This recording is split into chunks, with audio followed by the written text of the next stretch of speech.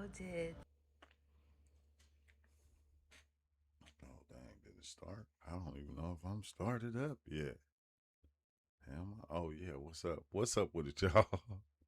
I didn't even know I was on yet. I'm like going, dang.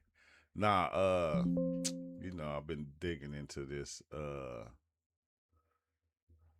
Native American thing, which is just, trippy to me, the fact that a lot of stuff would like, they changed the Native American to the Negro over time, like in the census. It's something they did, and it's wild because I'm going, dang, they didn't, they judged people by the way they looked. What's up, Awoken One? By the way they look, by the way that they looked is what, like their skin color and things like that is the way that they was put in. So like, I guess if you had like a darker tone, mulatto or whatever, you was they made you into, come on now. Oh, if you was they made you into a Negro. Where I mean, it didn't matter if you was an Indian or not. And it just shows the buffoonery that went on back in the days in order to change things over. Now you see all these things going on with the Native Americans, and as you can see, they losing their they're losing their tribal shit. Like they basically getting kicked out, which I feel like it's kind of weird that they would put them out, right? Being that, over time, I think, integrating with other people and things of that nature, it would kind of sort of make it to where, you're not 100% blood anymore. That's what I would think. But I guess it goes a little deeper than that. Well, I'm talking about a little deeper. It goes a lot deeper than that because they booting them out left and right, and they crying. They ain't got all their benefits getting took. I didn't know they was giving them that much a month. I said, dang, dude said he was getting like 10 to 20,000 a month. Like, just, I'm like going, what the, I don't, and I see why they would write us out of it. It would make a lot of sense for them to switch us out of it and then have, like, they kind of people take over. It makes a lot of sense, but we gonna get into the video. You feel me? And I been diving through the census records, and I've seen the changes myself. I got a couple of photos I'm gonna show too, to show like when and where they did this shit at. It's like, dang, bro, this shit is wild as hell. The more you dig into it, man, this is a rabbit hole that just goes so deep that it's never ending. It's never ending. It might consume your whole life. So, be careful. Just do what you're doing. But let's go. the American Indian become Negro? And we're going to take it way back to Walter Plecker, even though it's part one. All right, buckle in because I'm about to discuss something that needs to be discussed. And as you know, I only speak about facts and truth and share my own experience and my own truth. So here it goes. How did the American Indian become Negro? And we're going to take it way back to Walter Plucker, even though, as you guys know, I do not like even saying his name. I don't like giving his name energy or power or any of that. But in order to explain this, I have to talk about Walter Plucker. And for those of you that don't know who he is, an advocate for racial purity. He is the one that changed documents that forced people to change their race from American Indian to Negro, and also threatened and forced people to change their race. He was also in charge of the vital statistics and records in Virginia, but he heavily influenced all the Yeah, they get a lot of money, man. I don't know if they get a lot of money. And one lady was basically saying that her kids had to be taken out of the school on the reservation, because once they got booted out, it was like your kids couldn't come to school. You're not getting that money no more. You just going, what the hell, bro? Like that is wild. But I don't know. I think neighboring that's a states whole around different thing town. going on, He though. was for racial To me, purity and segregation in Virginia. He also believed in the one drop what's up with rule, it? which classified anybody who had any like percentage or any bit or even looked the part of being darker complexion or having a darker complexion as Negro. And Yeah. So if even if you was Indian, Choctaw, whatever, if you had a darker complexion like me, you was labeled Negro. Even if you was an Indian, it didn't matter. like I said, he forcefully made people change their race on documentation. This was basically an effort to erase Native American history, Native American culture, and just the people in general.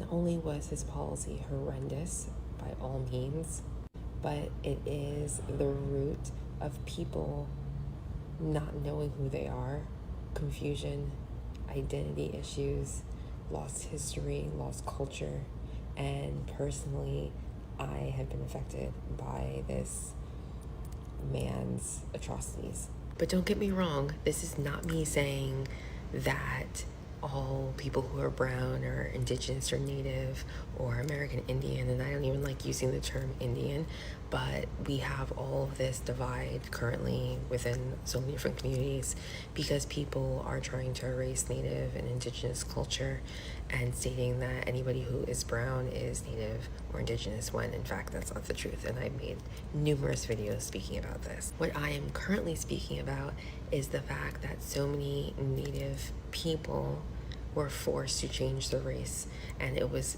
made that way on records and documents, so every generation after that basically was deemed as Negro and not actually American Indian or Native American or Native or Indigenous, whichever verbiage you'd like to use. And I was able to find the records of my family where the race was changed.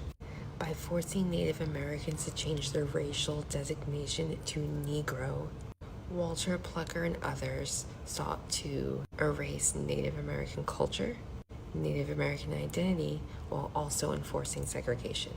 This was part of a broader historical pattern of discrimination and marginalization of Native, Indigenous, and all people of color of the United States.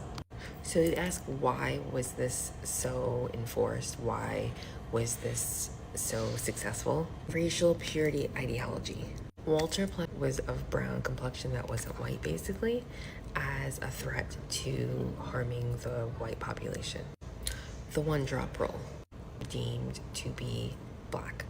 This became a super strict, radical way of segregating and creating a hierarchy system and classification system of the population. Social control. Enforcing the designation of Negro on Native Americans meant social control. They were able to control more people. This again limited their rights and what they could do as people, subjecting them to discrimination, segregation, and continuing to push that narrative for white Encoder is slipping right now. purity. Like a Assimilation transmission. policies. The government actually believed that assimilating Native Americans would basically and ultimately get rid of their culture. The goal was to get them to assimilate into the white mainstream culture, ultimately changing their race to something that it wasn't, and then forcing them to assimilate to white culture. The aim was to maintain social and racial hierarchy, but also, again, control over marginalized communities. And just to add a little note in here that so many families have been affected by Walter Plecker. Initially, I believed that Walter Plecker influenced Virginia and Virginia only, but the more I've learned, the more I've researched my own family history, I have learned that he had his hand in numerous states, surrounding states of Virginia, which ultimately changed the narrative and changed the culture, the history of so many people. She whispering because she don't want the government to hear her, okay? So she got to whisper. So many people who believe that they are black, or as we call them here in the United States, African American, which I don't even like that term, because you don't call people European American, you don't call them Asian American, but the population of African Americans are the only ones with that title. And so many of them are actually not, in fact, that, but they are native and indigenous to the Americas.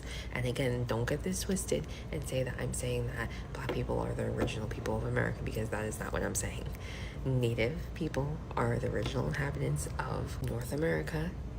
And again, so many people don't realize how deep their family history goes. And the fact that I was able to finally find the documentation that states that my family's race was changed is just mind-blowing, to say the least. Make sure you follow for part 2, because I'm gonna... It's crazy because, to me, I feel like that's one of the first things that you see, like when you go back with your family history to the 1800s, you see that change. And it's not just that change though. Another thing that got me is I couldn't understand is, like, okay, if let's say your family, like let's say your great grandfather or whatever was this person right here, this was his last name, and let's say he was 5-6 years old, and your dad and your mom got a divorce, and then your mom remarried. When the mom remarried, you start to see that the kids in that family take on the last name of the stepfather. And I'm like going, this shit don't make sense. It don't make sense. Because when I got to that part, I was lost. Because, you trying to trace your family lineage. And if this happens, like I was trying to explain this to my mom, like I'm like, Mom, look, okay, when you get back to this person right here, you find out that both his parents had different names. They had different names. Like, so if you follow that last name is going off somewhere totally different. It was like just weird, bro. And I'm like going, dang, like, they did a lot of buffoonery back in the days in order to keep things a certain way. They fucked up a lot of paperwork on purpose. Boom, baby. You still think of slavery? Actually, there's a reason they changed it from Native American to Indigenous. Because Native implies that you're Aboriginal, and you're not. Indigenous just means you were there before colonialism. That much is true. Well, modern-day colonialism. But what we're discovering for many people, with receipts, is that y'all were categorized as Native Americans. Black people were reclassified from Native Americans because they're the real natives, and changed to African American when there's historical documents, there's birth certificates, there's literal migration papers, proof that people are coming up with in the comments on these videos that you make these stupid comments on, proving that they were there before y'all. Not all black people come from Africa, but all races do come from black. Please refute and address the documents that they are putting literally in my comments. Y'all don't want to do that. Instead, you want to come... That music getting too loud, but no, like this is one of the changes that you start to see that is just kind of weird, bro. Means Aboriginal Native means born somewhere. Native means you were born somewhere. No, Aboriginal actually means I forgot what descendant, but native means you're native to this land. That's just what the native mean.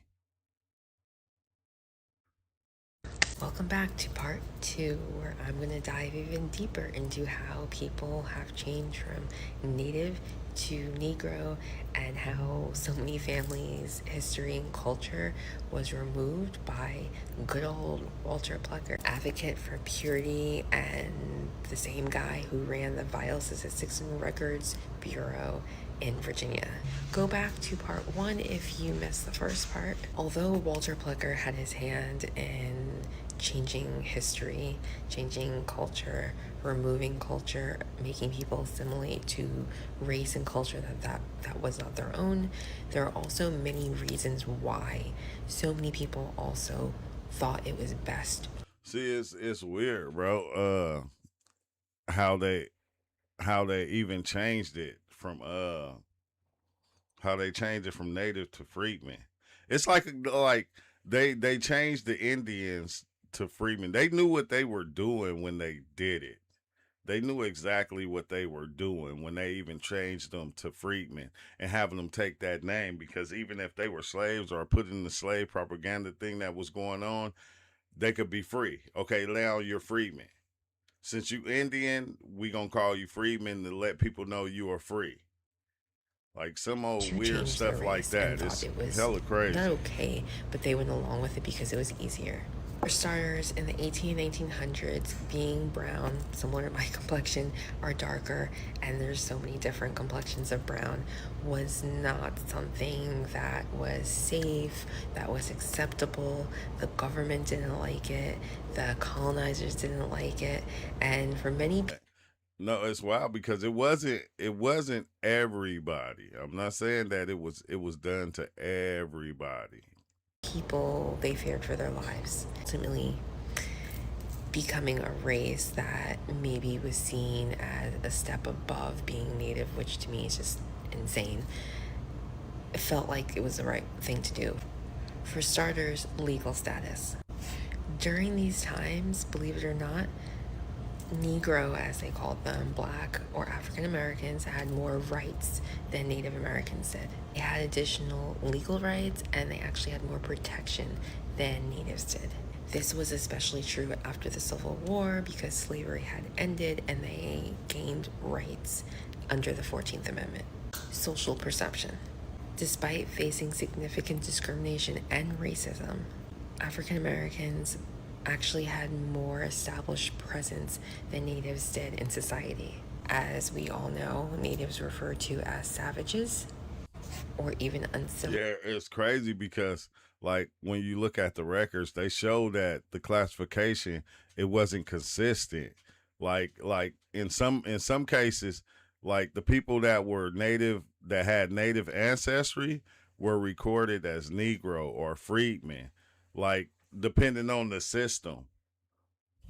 Lies in mainstream society. As a result of this, many believed identifying as Negro would actually allow them to gain social acceptance, access to resources. Despite facing systematic racism and suppression, Negroes often had more established institutions and support networks than natives did. This included education, churches, community organizations, and this lacked more within Native communities. Cultural identity, which is a big one. Some individuals had a stronger cultural connection to African American communities or identified more closely with African. That's what they did, because like you can be out of the same tribe, and depending on the color of your skin is how you was labeled.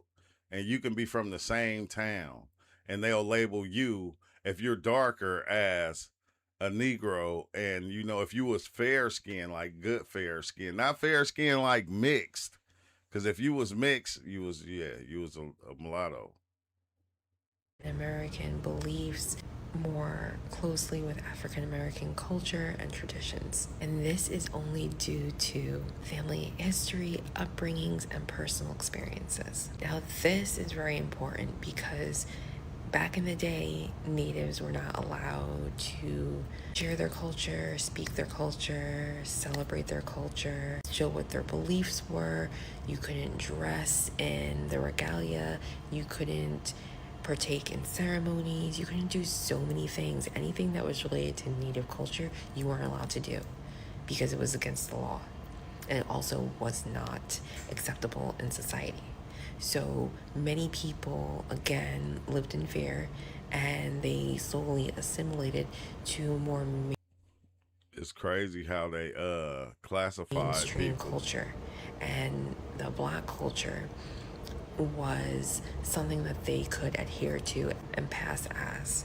So that made it a lot easier for them to identify as Negro instead of Native. Lastly, assimilation. See, like it's weird how they did it. Look, this is how they did the classifications. Like as you can see, like let me get that right there.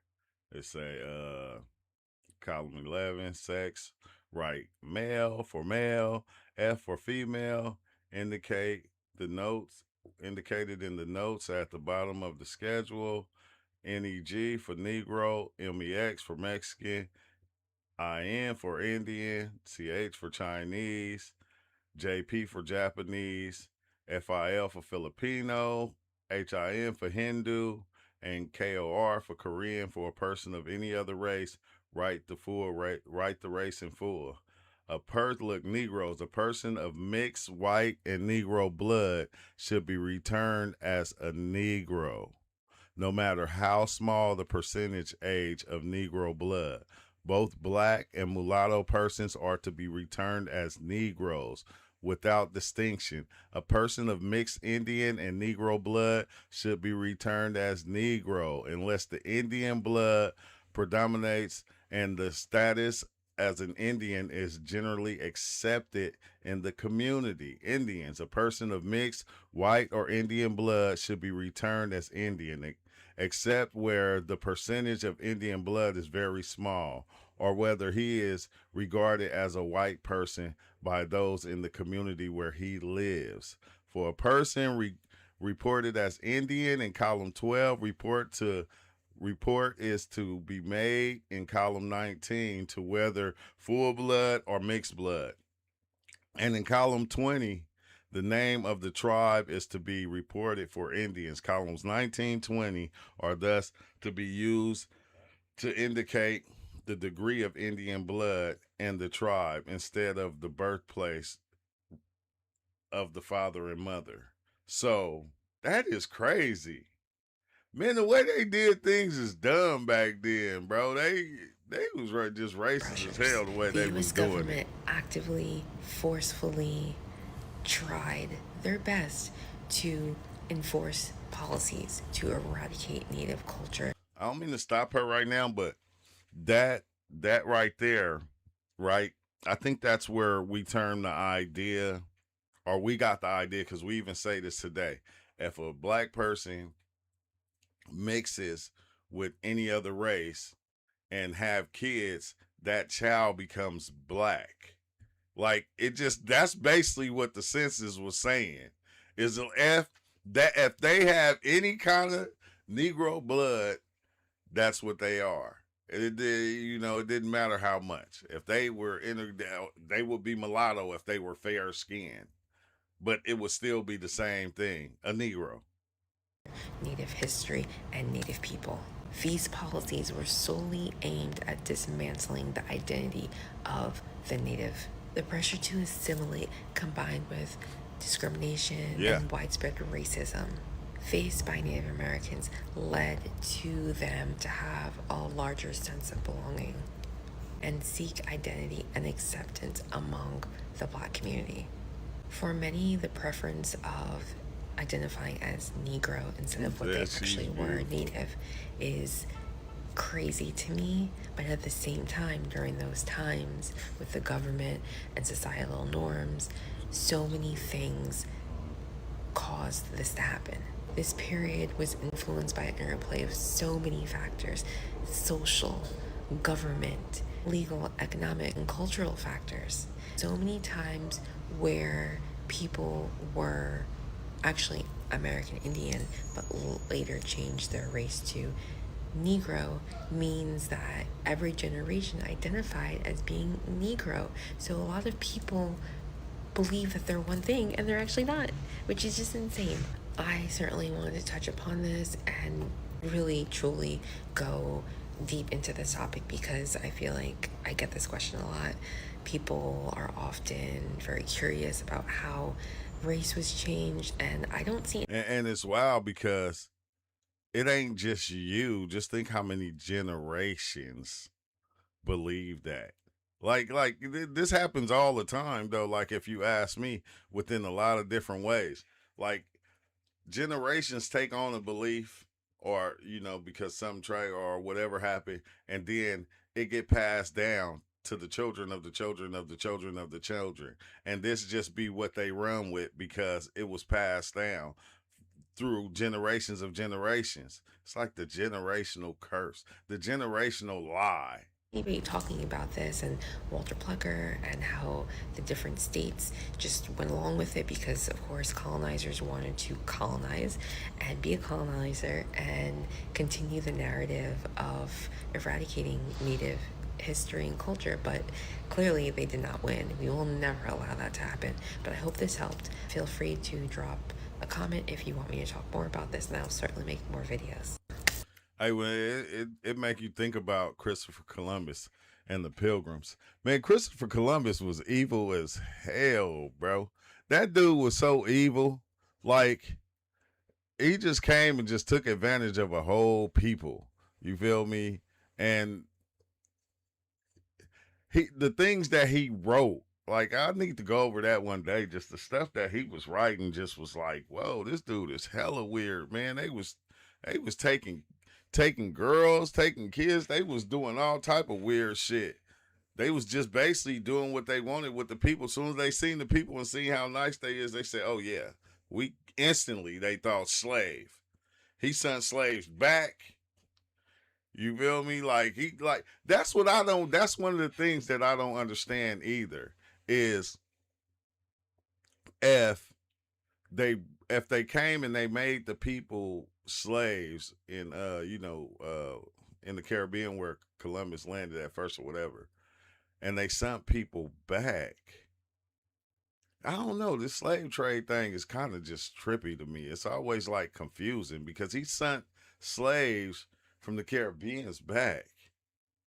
Like he sent slaves back. A lot of them passed and died, but he sent them back. They were sending them back and forth, bro. Like that. Like they got history mixed up. Hey there. I wanted to tell the story of when I turned black. It's a two-part story. But just for a little background, my father is a black man, African American. My mom is half Native, Wintu tribe, Northern California, and Caucasian. So I guess I'm triracial or whatever, but more than one race, as most of us are actually. But anyway, so that's a little background. So the situation was the first one. My dad was a truck driver, and I think I was maybe 9 or 10 years old. It was the late 70s. And this is the first time that he took me on the truck for the whole summer of school, right? And so we were gone quite a bit. And we had a delivery, our pickup actually, in Biloxi, Mississippi. We're picking up bananas. And we were down in the South for a little bit, and my dad kind of talked to me about it and, said the rules are a little bit different in the South than where I was used to. I grew up in California, Southern California, so things were a lot different. Pretty big culture. So I think a lot of people don't even notice that.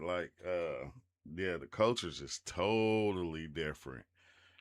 Like the Cali and down south. Yeah, it's so much different. I don't even like to talk about it because I'm going, man, the stuff that I be seeing down there is just like, what the hell? Like, why is it even so different like that? I don't know. Over there, they got a lot of racist shit over there, but it's different than the races here. Shock. But anyway, we had gotten to Biloxi to pick up these bananas. I think it was like a Friday night, and we couldn't load until Monday. And so I had time on my hands. And so I found myself, there was a little pier out there. So I found myself running around and going down this pier, and I saw this little chubby white kid fishing off the side of the dock there. And I walked up, and and I said, hey, and I said, what are you fishing for? And he said eels. And I said, oh yeah. And I looked over, and then he looked around at me, and he said, my daddy told me I'm not supposed to talk to niggers. And so, Wow. you know, my first reaction, viscerally, was to punch him in his face, you know. But I could see this, you know, he was challenged, and there was no malice in his heart when he was saying this. It was just with the tribes on his culture, what he had been taught, right? And so it was just an odd situation. But I guess what I want to say, over the next 2 days, he defied his daddy, and we hung out for 2 days fishing for. Hey, this is what's crazy, right? This is what I be saying all the time when we be watching these videos. The part that you're gonna always see, you're gonna see the parents teaching their kids to be racist. But one thing that you're never gonna see, you're never gonna hear black people say that, or you never gonna see that black people teaching their kids to be racist towards any other people or any other race. That's one thing that you notice with all this stuff. So it's weird how they even, they try to say that we type racist type shit, and it's like, how, bro? Like, you got your parents is teaching you to be racist towards us. Our parents never taught us that shit. Our parents ain't never, like, you heard my mom on the phone, my Aunt Patsy, like 78 years old, saying, yeah, she's 78. If they realize, at 78 years old, if you knew what Africans was doing when you were younger, it's like, like, how I didn't know. Like, you knew it, they knew it. My mom them knew it. So I'm like going, but they still never taught us to be racist, not towards Africans, not towards whites, not towards anybody. But most other races, this is something that's taught by them. Like, and it ain't no argument. Like, it's not nothing to argue about. It's just like, okay, if you know it, just accept it. Like, you know it. Like, you know this. Like, so me saying that you shouldn't get angry, you should be like, well, yeah, you're right on that. You right on that. They did. And that's, but that mentality, the ones, they still got that mentality, that racist mentality deep inside them. And it's crazy because, like I said, when you address it, boy, people be getting angry. And it's like, what you getting angry? Like, the truth to make you mad though sometimes. And just hanging out, doing what kids do, right? And fast forward to later in that summer, and I had come up to Portland, where I live now, and this is where my dad's family was from. Yeah, is from Terrence. And so I went to we had a little church that was like our family church, and so I go to this church, and it's a Baptist church, right? And I go in, and my grandfather was either got that slur. a deacon or kind of a pastor. But anyway, so I go to the church with my grandmother and my grandfather and the rest of my cousins, because I had a bazillion cousins. And so we get into church, and everybody knows my father. It's the first time I'd been there, and they said, "Oh, that's Little Sam, right?" My name's Damon, but they call me Little Sam, right? And they were just welcoming, and anyway, so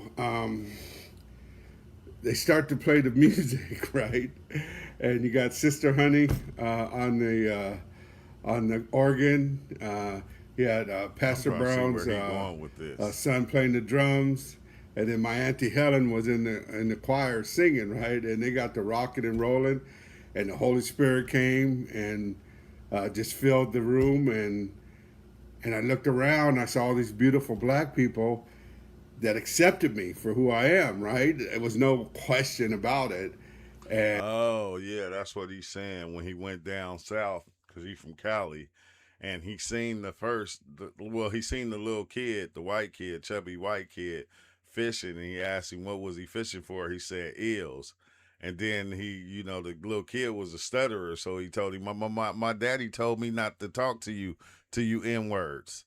And he was like, what the hell? He said he wanted to punch him, but he didn't. But he's saying, basically, I went around the white people and I was instantly called the N word. And then when I go around the black people, they take me in like it's nothing.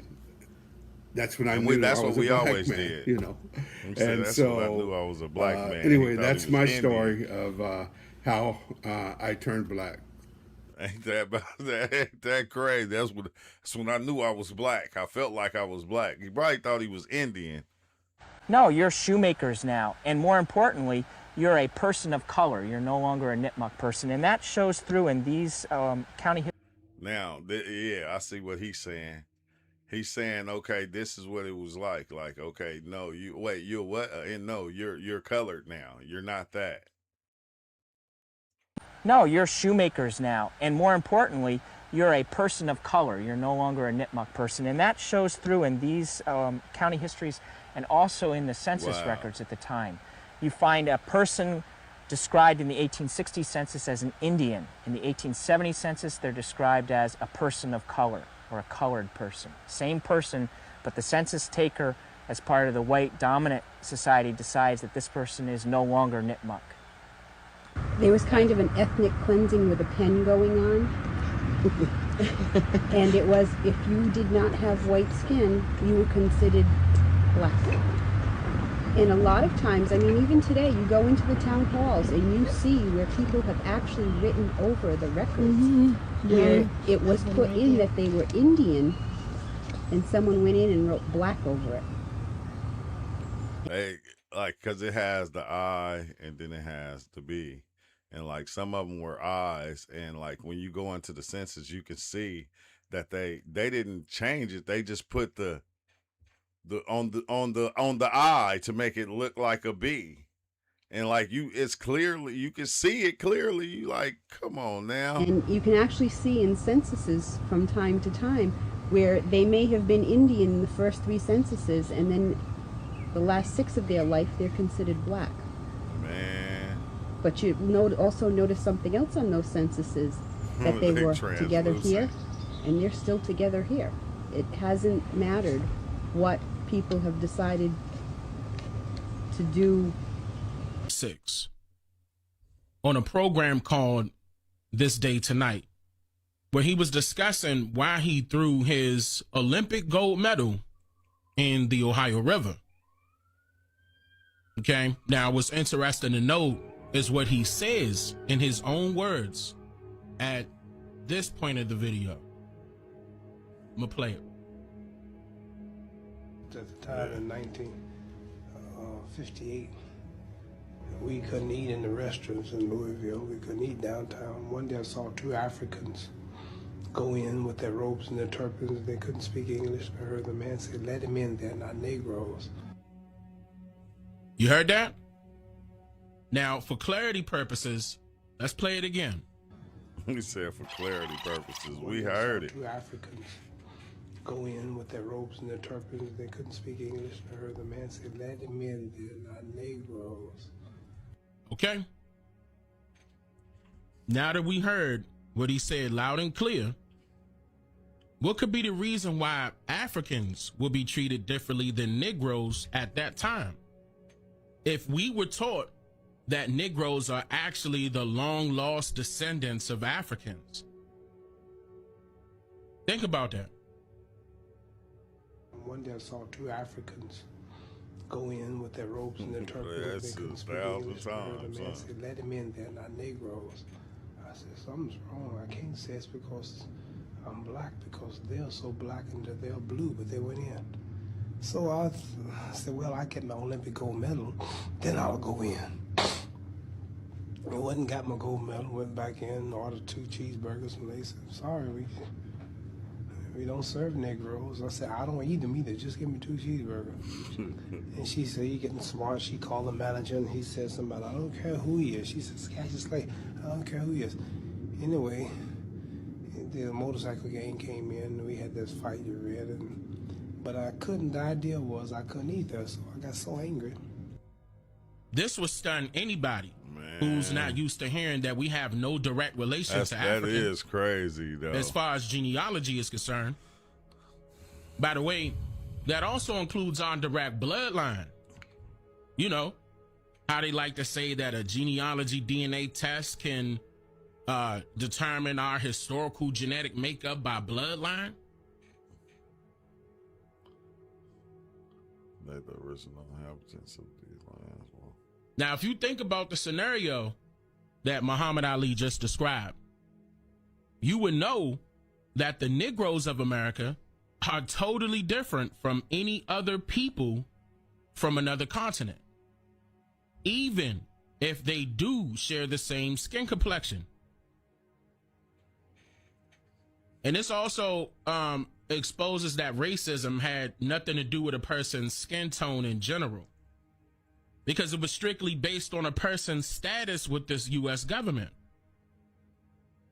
Meaning whatever the government chooses for Negroes is how it ought to be, under the color of their laws. And that's not right, is it? I mean, they can tell a difference between a Negro and an African, they did it, though.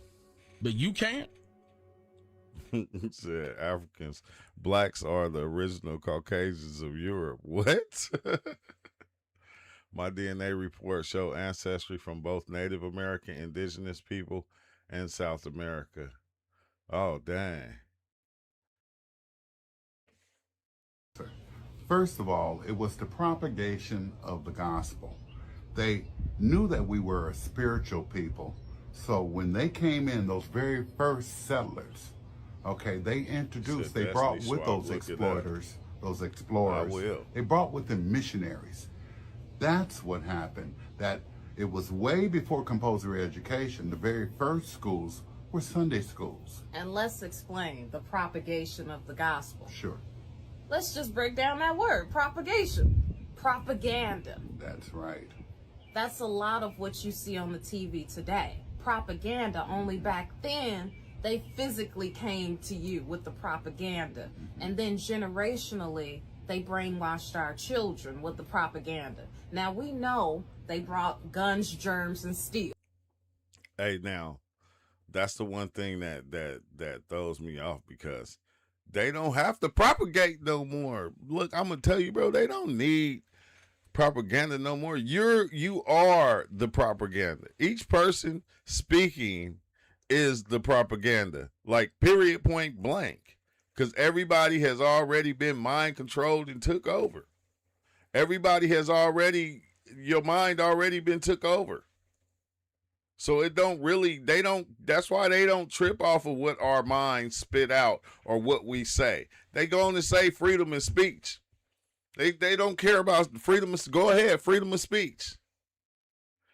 Long as you still a gear within the machine that's making the U.S. what it is, I don't care what you do and say. Long as you stay being a gear in the machine that keeps the machine being what it is today, that keeps the U.S. or whatever this thing is being what it is. So when you start thinking that that's why they let everybody go and say everything you want, do whatever, like, long as you stay being that gear within the machine to keep the machine going, it doesn't matter. It doesn't matter. So you can go against whoever you want to go against. You can be with whoever you want to be with. It doesn't matter. You're still in the machine, helping the machine run. You're a part of the machine. You're a part of the machine. Long as that don't change. We know that, but that's not the real answer. No, and then we were fighting tooth and nail. See, they could not win over us. That's why they had to systematically, through religion, through compulsory education, kill the mind of the Indian. And to your point, They couldn't kill us because, remember, the American Indian War was over 300 years. It's still going on right now, as a matter of fact. That's the longest war in history besides Afghanistan. But they don't talk about it. No. They don't talk about it because it's not a war that they won. They still haven't won. Understand that we've been here for millenniums. We've always been here. What they've simply done is miseducated us and relabeled us time after time. And the only way they could do that was systematically They miseducated us, re-educated us, and all type of shit. Generation by generation by generation. Okay? That's why we're here today, right now, to enforce, to tell you to remember who you are. We're telling you that you are the indigenous Niji of this land. You. Yeah, if somebody is trolling, bro, just let them subscribe. If it is a bot, subscribe, okay? If you're a bot, you're a troll, subscribe. Come troll more often. Come bot more often. I don't care. Are the true American Indians. Yes, it was a paper genocide, but they can't wipe this out. You know what they did? They separated the elders from the young. Indians. That's right. And that's how the oral history got cut as well. As well as that compulsory education, teaching us something that was very much different from the actual reality of what a lot of us faced. That's right. See, over time, systematically, they brainwashed so many of our people into believing one thing. Look, this is the thing, right? I feel like we're a mixture of a lot of different things, you know, because everybody integrated. We're a mixture. Like when you do your family history, that's one thing that you see also is that you're a mixture of a lot of different races, like period. Like and I think when people are talking, they're talking to the ones that are like them. The ones that are, you know, have most of the Indian heritage and how, well, it's crazy because it's talking to everybody because a lot of us, man, we got it. It's just there, like, because we were, like, our names got switched over. It got switched over and erased. You feel me? So it's just weird as hell. Yeah, like, half time I don't be knowing how to take this stuff because this shit is hella weird. That we were from somewhere else, therefore taking away our original power from us, leaving it to us to put our power in someone else's hands. Well, it's time for us to stand up. Take back our power. Take back our power. That's why we always tell you about being a sovereign being, how you can exist within the system of things, but you can be an individual. You can be sovereign. You can be of this country, but not a part of this country. Sound like I ain't gonna hold you. I hear what they said in the beginning, but then it went off to like, okay, now they trying to sell me something. It's like, okay, yeah, well, see, what we trying to tell you is, you know, you need to be sovereign.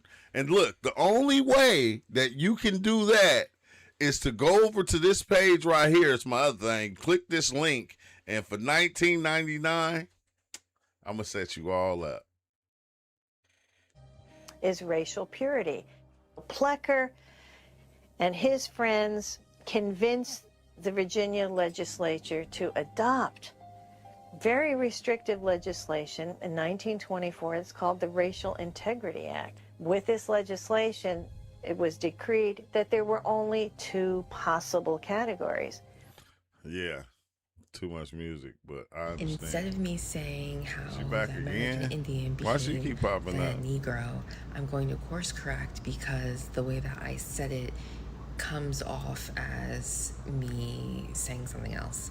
So when I said that, I basically meant how the terminology of the American Indian was changed by the government to Negro for certain people due to the Indian Removal Act. The Indian Removal Act occurred in 1830, where the government, again, the government, forced anybody and everyone who was American Indian, Native American, Native Indigenous to move, relocate to reservations out west.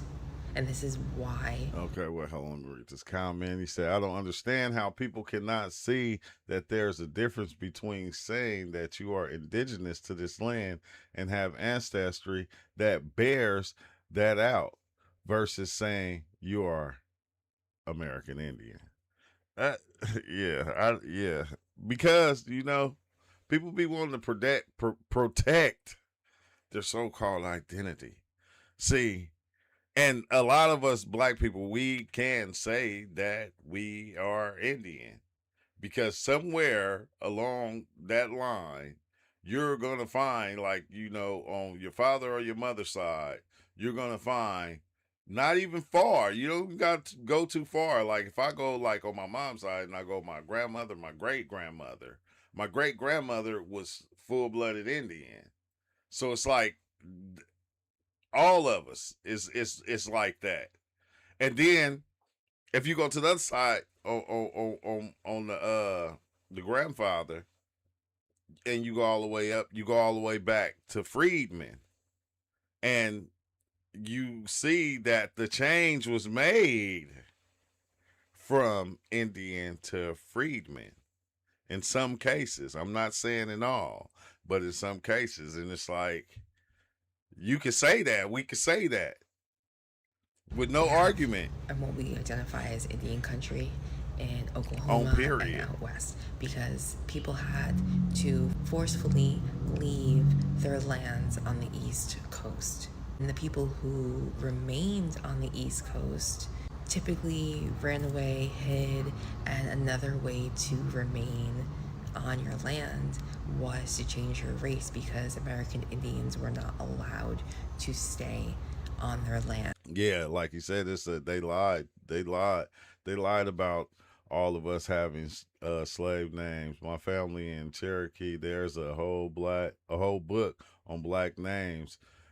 and them that are actually indigenous. Yeah, I seen that book. I was looking through it. Indian, you had to be moved to the west, and that's where the Trail of Tears comes in. Don't apologize. Now, with black people, with black African American, colored, and Negro people, again, we have to understand something here now, and this is where a lot of people miss the boat. There's no 1619 for South Carolina and Georgia and North Carolina.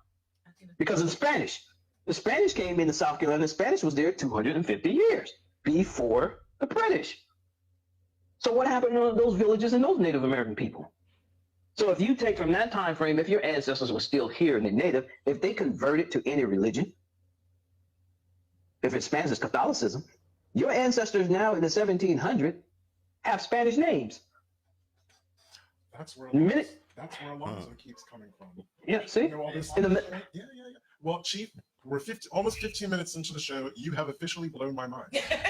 Now I understand why so many of us from Edgefield are getting those trace amounts of Southeast Asian and East Asian, because honestly, we couldn't work out why that was. Yeah. Well, since you said that, and I'm from the Edgefield area as well, I can give you a few more others. See, there's 2 Edgefields. I got to buckle up for this. And see, most people don't realize that. In my research, I have found Mongolians named Bubba Smith or John Roberts. Why? Because these particular Mongolians who were slaves fought in the Revolutionary and the Civil War. So when you go in the War Department documents, it tells you this particular individual came from Mongolia. But in South Carolina, South Carolina classed all Asians as black and colored on the census. So if you don't know where your ancestors come from, now you really, somebody walking around with what appeared to be Chinese eyes, you call them China man or China lady.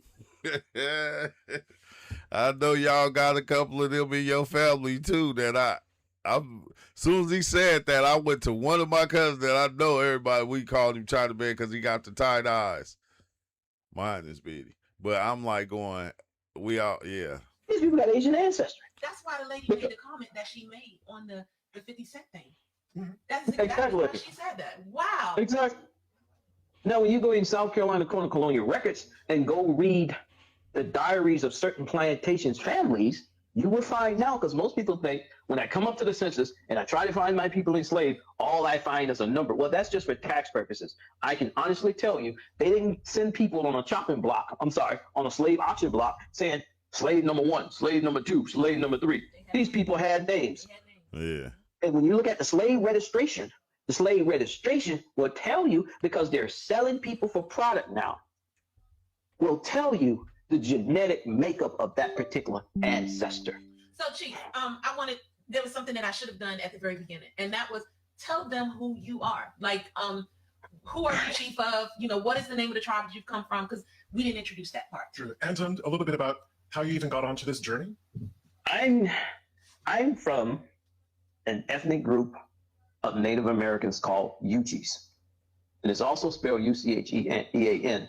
A lot of people think that we are Creeks. We're not, because we speak a different language. Yeah.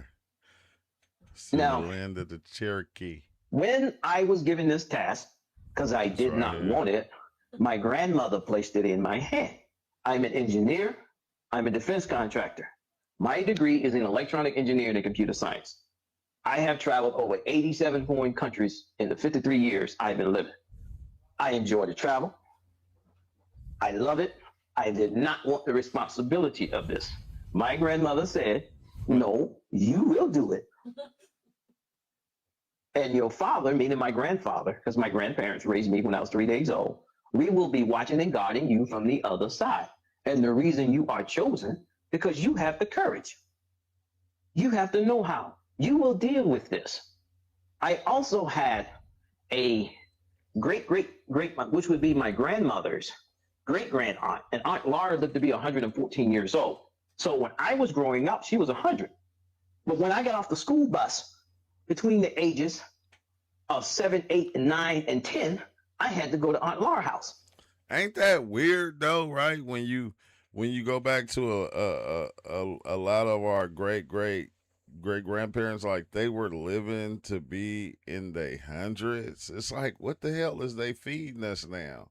To where people just ain't living to be 106, 107, 110. It's like, what the hell is they? It's like they orchestrated a whole little facade to try to keep our numbers down. If, like, when you really start looking at it, they passed all kind of laws, did all kind of things to try to keep our numbers down and low. She was right across the road from me. So I wasn't allowed to have dump trucks and all that stuff around Aunt Laura's house. No. We're going to sit down and talk.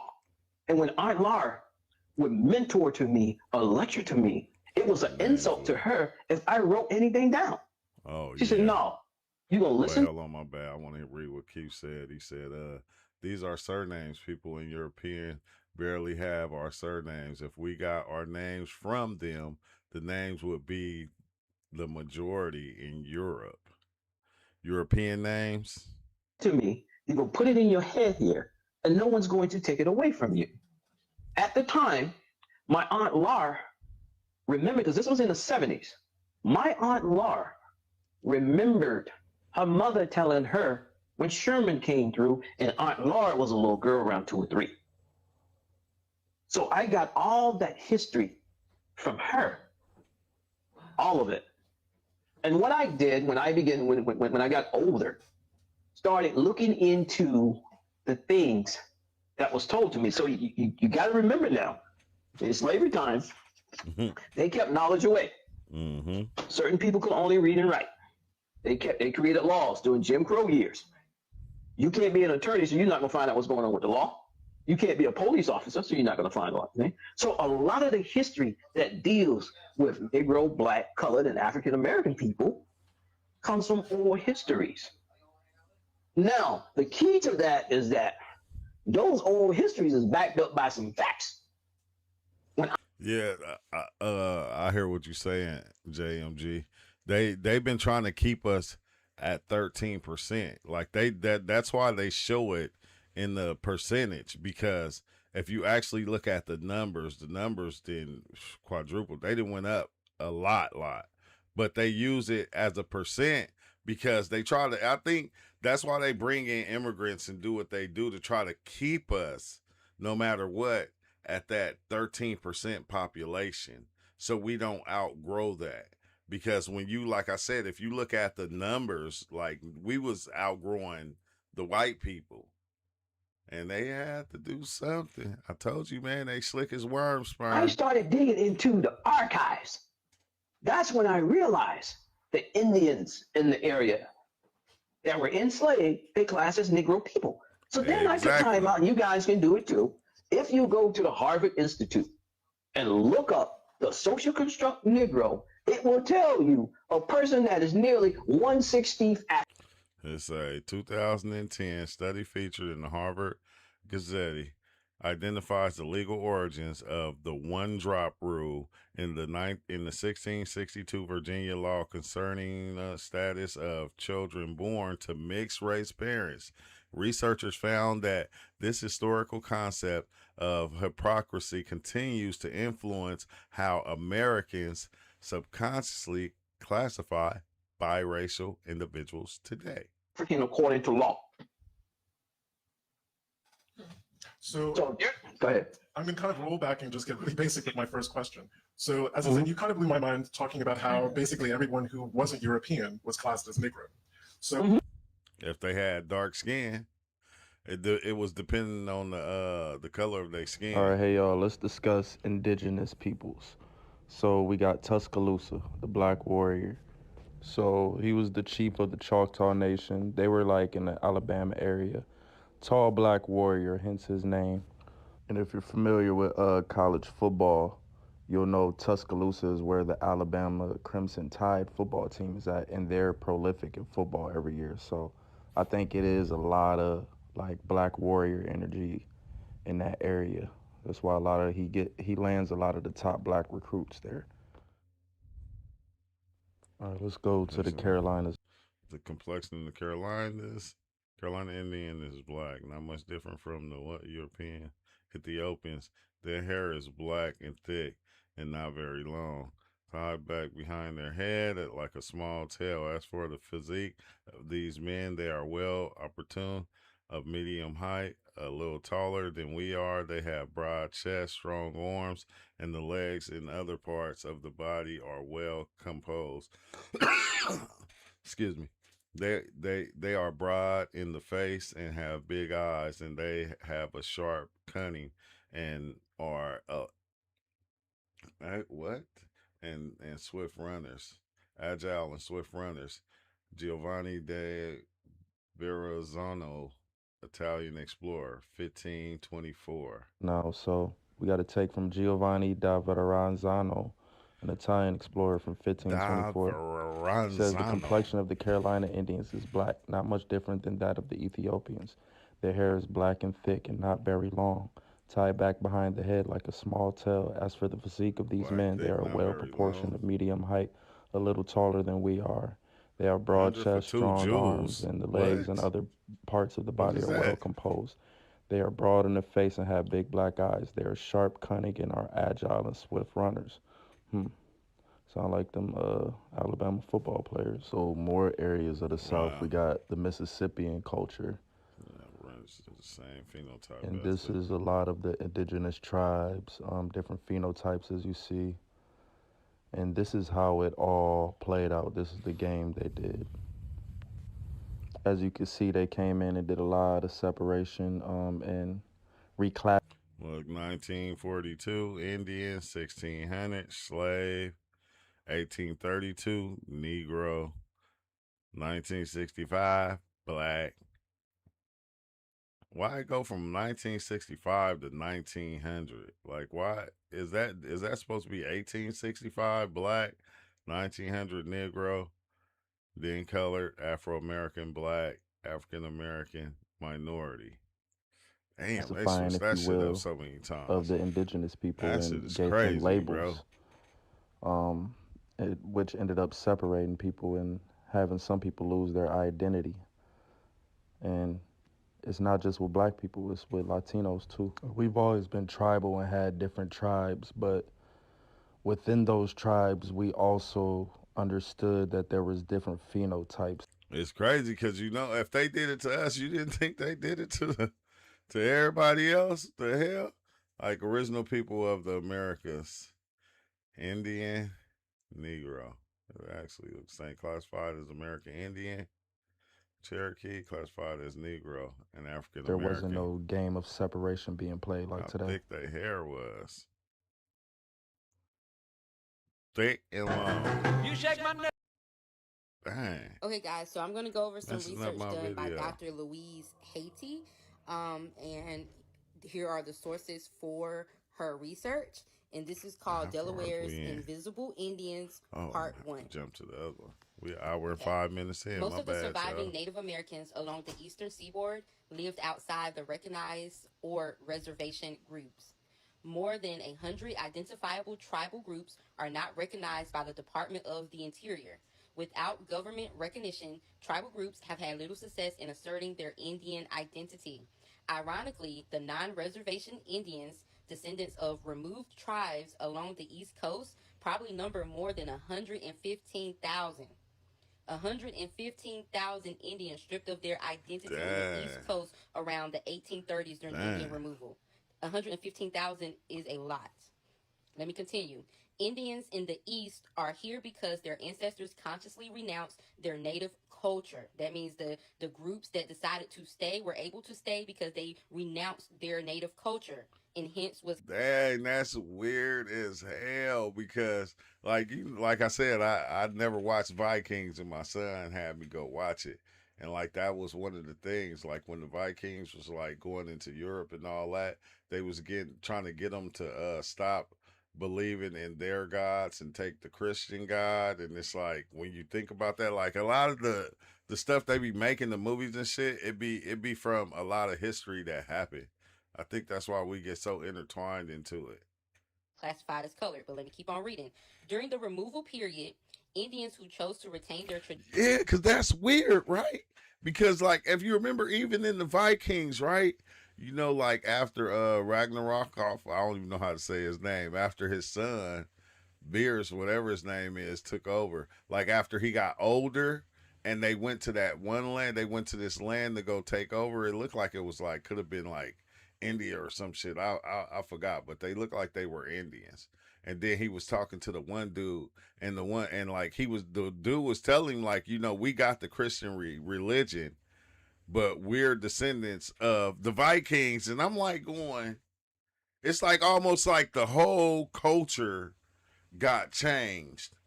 Like they were Vikings, but they didn't have the Viking ways of life. They didn't have nothing of the Vikings. They just knew that they were descendants of Vikings, but they had the Christian religion, and they were dressed like Indians, though. It was like hella weird, bro. Like not Native American Indians, like the Indians, you know, over there. Traditional way of life were packed off. Those who chose to stay in their home territories adopted European ways as quickly and completely as possible. Yeah, they always do that. Rather than live on tribal reservations, they acquired property in the European system and became landowners. Hey, it's crazy because hey, what's your name? Haru something, whatever. I don't know how to say your name, Harum. But this is one thing a lot of people don't understand, you know, because you probably knew back in the days, who did the cowboys fight? They was fighting Indians. Like back in the days, we didn't call them Native Americans. They were called Indians. That's why I say the Indians is coming. You feel me? If you go watch any old cowboy flick that your grandpa or whoever used to watch, the Native Americans was Indians. The Indians is coming. They called them Indians. It was their storyline. So it's kind of weird when the other Indians started coming about, and it was like, even when it changed, I was like flabbergasted, like, wait, hold on, but I thought the Native Americans was the Indians. Like how the Indians, now the Indians is from India. I was confused. like for a while. And I said, but okay, you know, we gonna call them Native Americans now.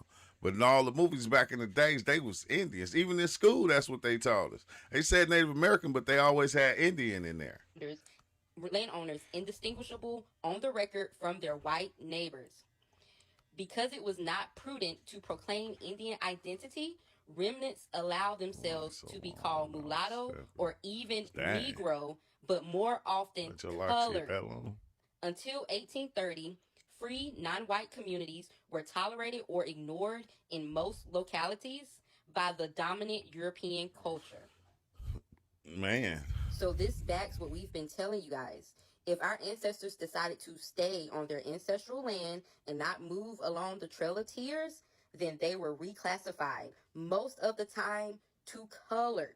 Okay. So, like, like this make me kind of wonder, because it's like when you think about it, like what she said was like, okay, if you can stay over here, you got to be this over here. You can't be what you was. You have to be this. So it's like a lot of people willingly accepted those terms in order, so that is crazy. They willingly accepted, like, and wouldn't switch their religion, switch their heritage and everything just to live on their lands, on the white people land. If they were lucky and if they married a European, they could have slid under the radar as YT, but most of them were mulatto, Negro, and colored. Exactly. So why did our ancestors renounce their Indian ancestry? Because they did not want to leave their lands. They did not want to be stripped of all their rights. And, you know, on top of that, some of the stuff that they was doing to the non-believers, the ones that didn't want to change or didn't want to go with them, bro, they was doing some terrible shit to them. Like the shit Columbus was doing to people had me like, what the hell? Like, you got in trouble with certain things you didn't want to do, man. They was chopping off people's hands, and they was laughing at they was jokingly chopping people's hands off and doing other things to them, like literally torturing people. Like I said, this dude was hella evil. They don't have what we have because we are indigenous. We are of this land. And we're the only ones that can say that. We're the only ones in this country that can say we are never homeless. Houseless, they don't have what we have. Welcome back to... No, we're not doing that. We're going to go back over here because I want to show now what's actually going on with the Native Americans. I don't want to say Indians. This is what's going on now with the Native Americans. Facing eviction, a family in Whatcom County is hoping for a miracle, but it's not money that they need. It's a change of heart. As Fox 13's Matthew Smith tells us, the Nooksack tribe removed almost 300 people from its tribe. Now, in the final chapter of a years-long saga, the tribe is looking to remove some of the last families from their homes.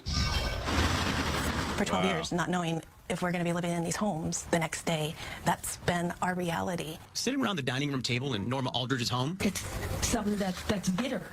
That's why did they do this? The pain of what this family is about to lose hangs in the air. They've been told they need to leave their homes by 8 a.m. on November 29th. It's not right. Wilma Rabang.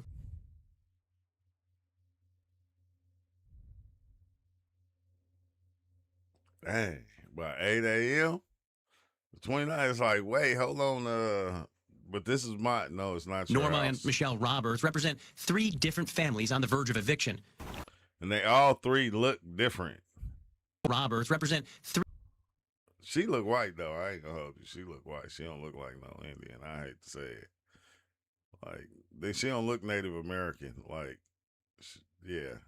I don't know if any of them do, but I don't know. Who knows? 3 different families on the verge of eviction. Some Native American 4 others are expecting their own eviction papers in the coming days.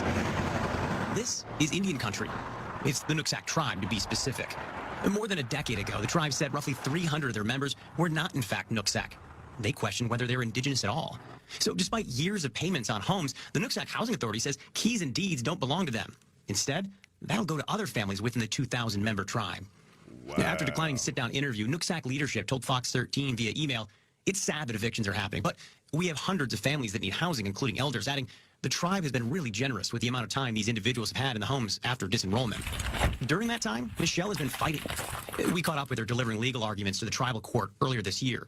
She's become the de facto legal representative for her extended family despite no legal background. That's because their attorney, Gabe Galanda, they feel left for dead, putting it bluntly, was barred from practicing within the Nooksack court. His last attempt to represent them led to tribal police being called in. The sad reality is that tribal nations wield so much political influence now through gaming wealth that the politicians in Olympia and Washington, D.C., Democrats, by the way, progressives, by the way, are afraid that if they do something at Nooksack to prevent human rights abuse, they will somehow be accused by some other tribe, perhaps a gaming tribe, of affronting tribal sovereignty. So they won't.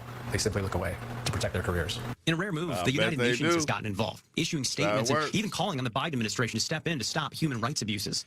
The Interior Secretary, Deb Haaland, would have the authority to do so, but has never commented on the matter, despite media attention and my own inquiries. Instead, her assistant secretary under the Bureau of Indian Affairs tells Fox 13, quote, "There is still time for the Nooksack tribe to treat its community members with dignity and respect, and it is our hope that it will." Similar calls to Senator Maria Cantwell have spurred a single-sentence response. A spokesperson writing, "I hope the Nooksack Indian tribe will work with their community members." We're a family with no country right now because the federal government doesn't want to step in because of sovereignty. The Nooksack tribe doesn't want to help us because they say we're not indigenous. And that's the crux of the story, sovereignty. There are 574 federally recognized tribal nations.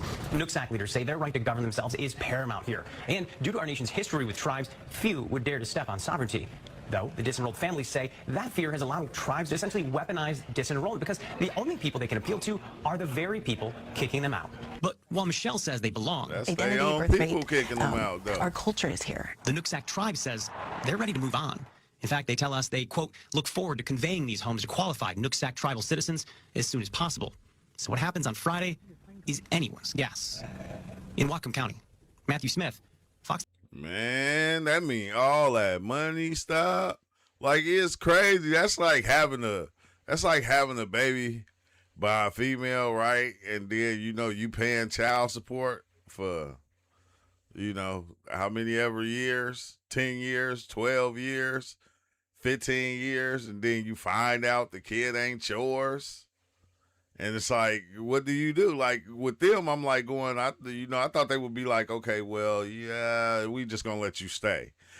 No, they like, no, hell no, you got to get up out of here. Hey, I don't know where y'all going, but you have to get up off this land. Like, period.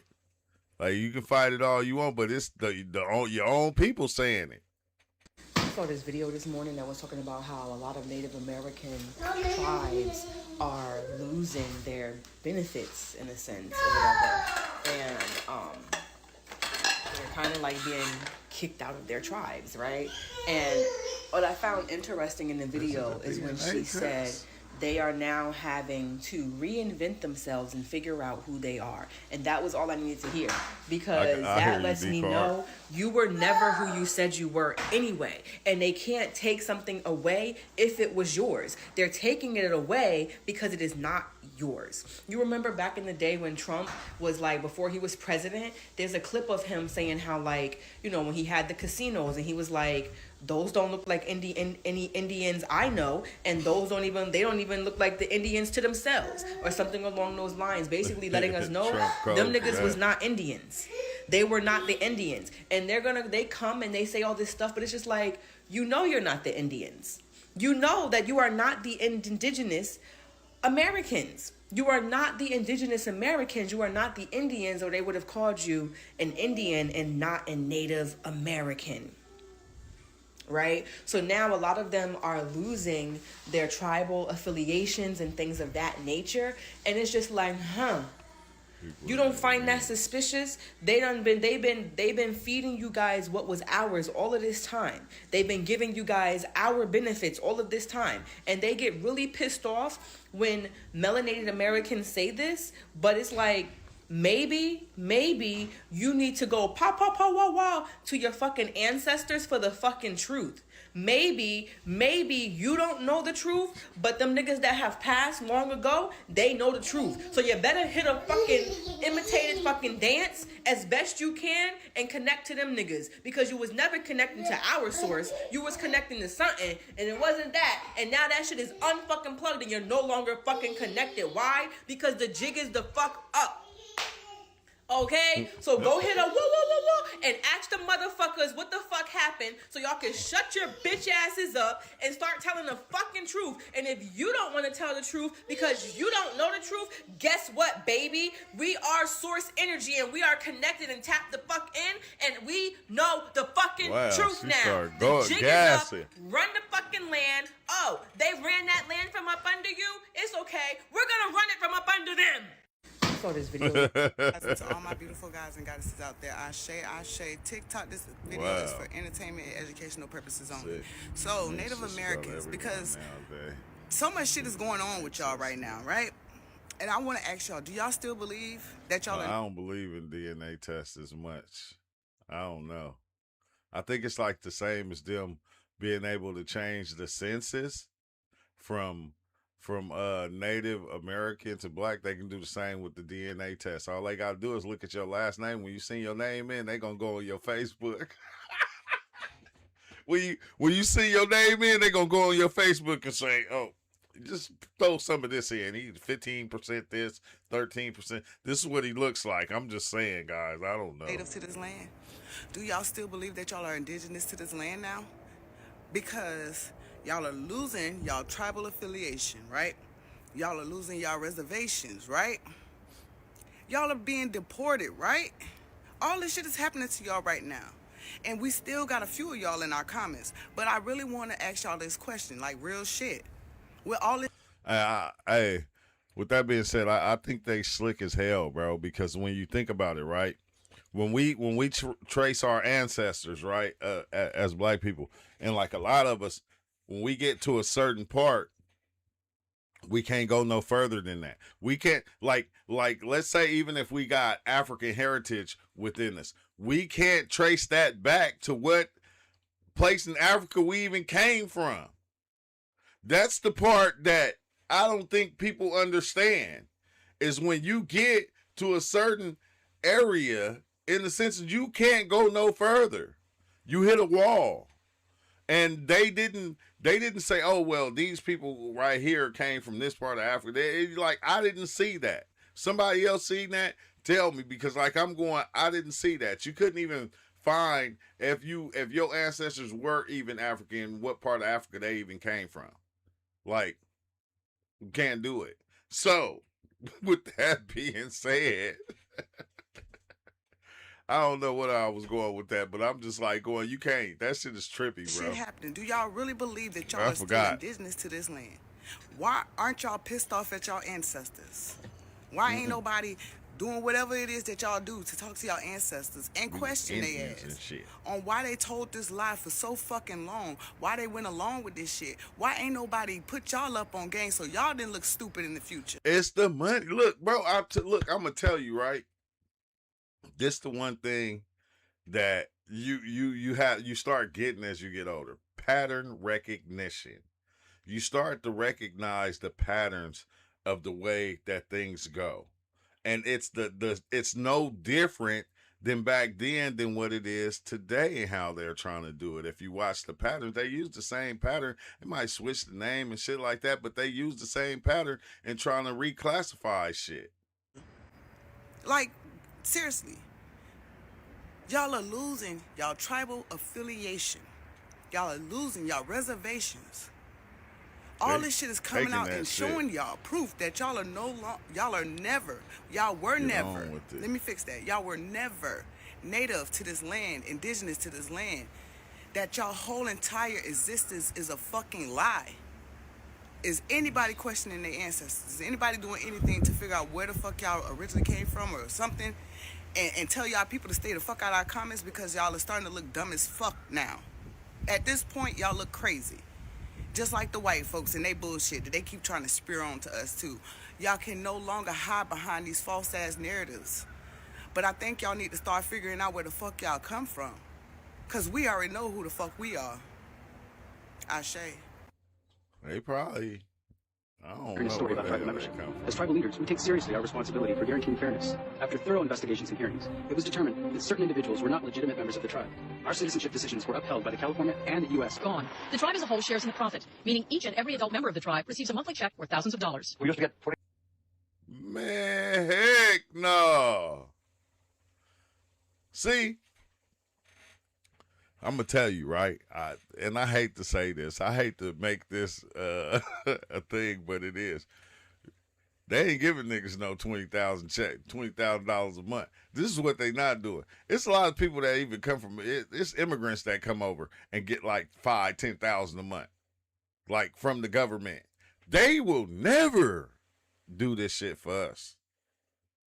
Never. Why though? Why is that? Like, after all we've been through, like you telling me, man, look, I don't give a fuck what, 20 racks a month, and you telling me that you worried about getting kicked out of place? Like 20,000 a month? Look, if I was getting 20,000 a month and for 5-10 years, kick me out. I don't care. I got so much money saved up because I don't even need to spend that much money. I got so much money put to the side that I'm going to be able to leave and go buy a house somewhere. Like, man. We used to get $40,000 a month. A monthly allowance of $20,000. About that. The Madriaga family says last August that monthly allowance abruptly stopped. The family was cut off. The term they use is disenrolled. It means Lawrence Madriaga, his wife, and all their children and their children's children were kicked out of the tribe. They shun you totally. That's what disenrollment means. You're outcasts. Wow. They say the children in the family were even kicked out of the reservation school. My daughter, who was 5, and my son, who was 8. They escorted them out, and they told us that we are never allowed to come back here. While disenrollment is still... Duh. Dang. Yeah. Emotionally painful for this family, financially, this left them scrambling to make ends meet. I'm gonna tell you, I ain't gonna hold you, bro.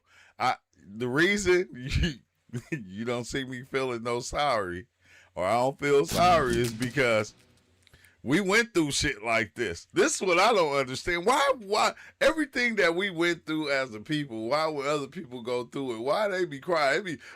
They won't allow us in their schools, and now they told us we can't come back to the school. Like, do you know what we had to go through to even be in a school? Like, how many of the kids got beat up?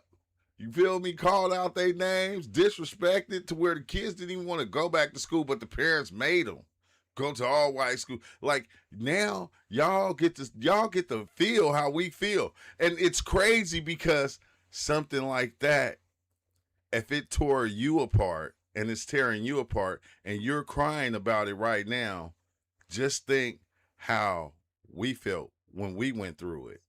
And it was worse than that. It was hella worse than that. What you talking about ain't really shit. You feel me? To you it is. But I'm not saying it's not fucked up, but at the same time, I cannot feel sorry. I hate to say I can't feel sorry. It's fucked up, but I can't feel sorry because I seen my people go through this. Period. Like my mom them. Like her siblings go through that right there. So it's like... About tribal membership. As tribal leaders, we take seriously our responsibility for guaranteeing fairness. After thorough investigations and hearings, it was determined that certain individuals were not legitimate members of the tribe. Our citizenship decisions were upheld by the California and the U.S. Gone. The tribe as a whole shares in the profit, meaning each and every adult member of the tribe receives a monthly check worth thousands of dollars. Dang, man, I don't want to see that again. And finding out that that's hella disrespectful. It's hella disrespectful. I am the original indigenous peoples of these here Americas. Paper genocide.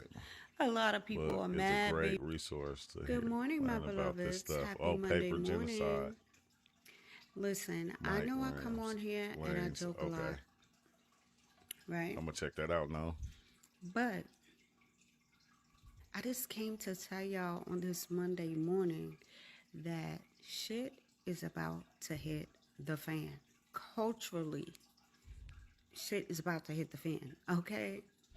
I don't know if you guys been doing your research or whatever the case may be, but they are talking about reparations, in which we might not never get. But I came to you on this morning to tell you that it has been uncovered that some of the Indian tribes are not Indian tribes, and they have been collecting funding, right? When we are actually the real Indians. Yeah. You know what? Like, this begs the question, though, right? Everybody that's been through suffering or been through something, they get money, right? Okay. Like, even the ones that, like I said, that come over here from another country because something is going on in their country, warfare, whatever the fuck they running or something, they get money. Okay, I'm gonna tell you, right? I understand that I kind of see, right? This is why they don't want to give us anything. Like, this has been their pattern since slavery or whatever.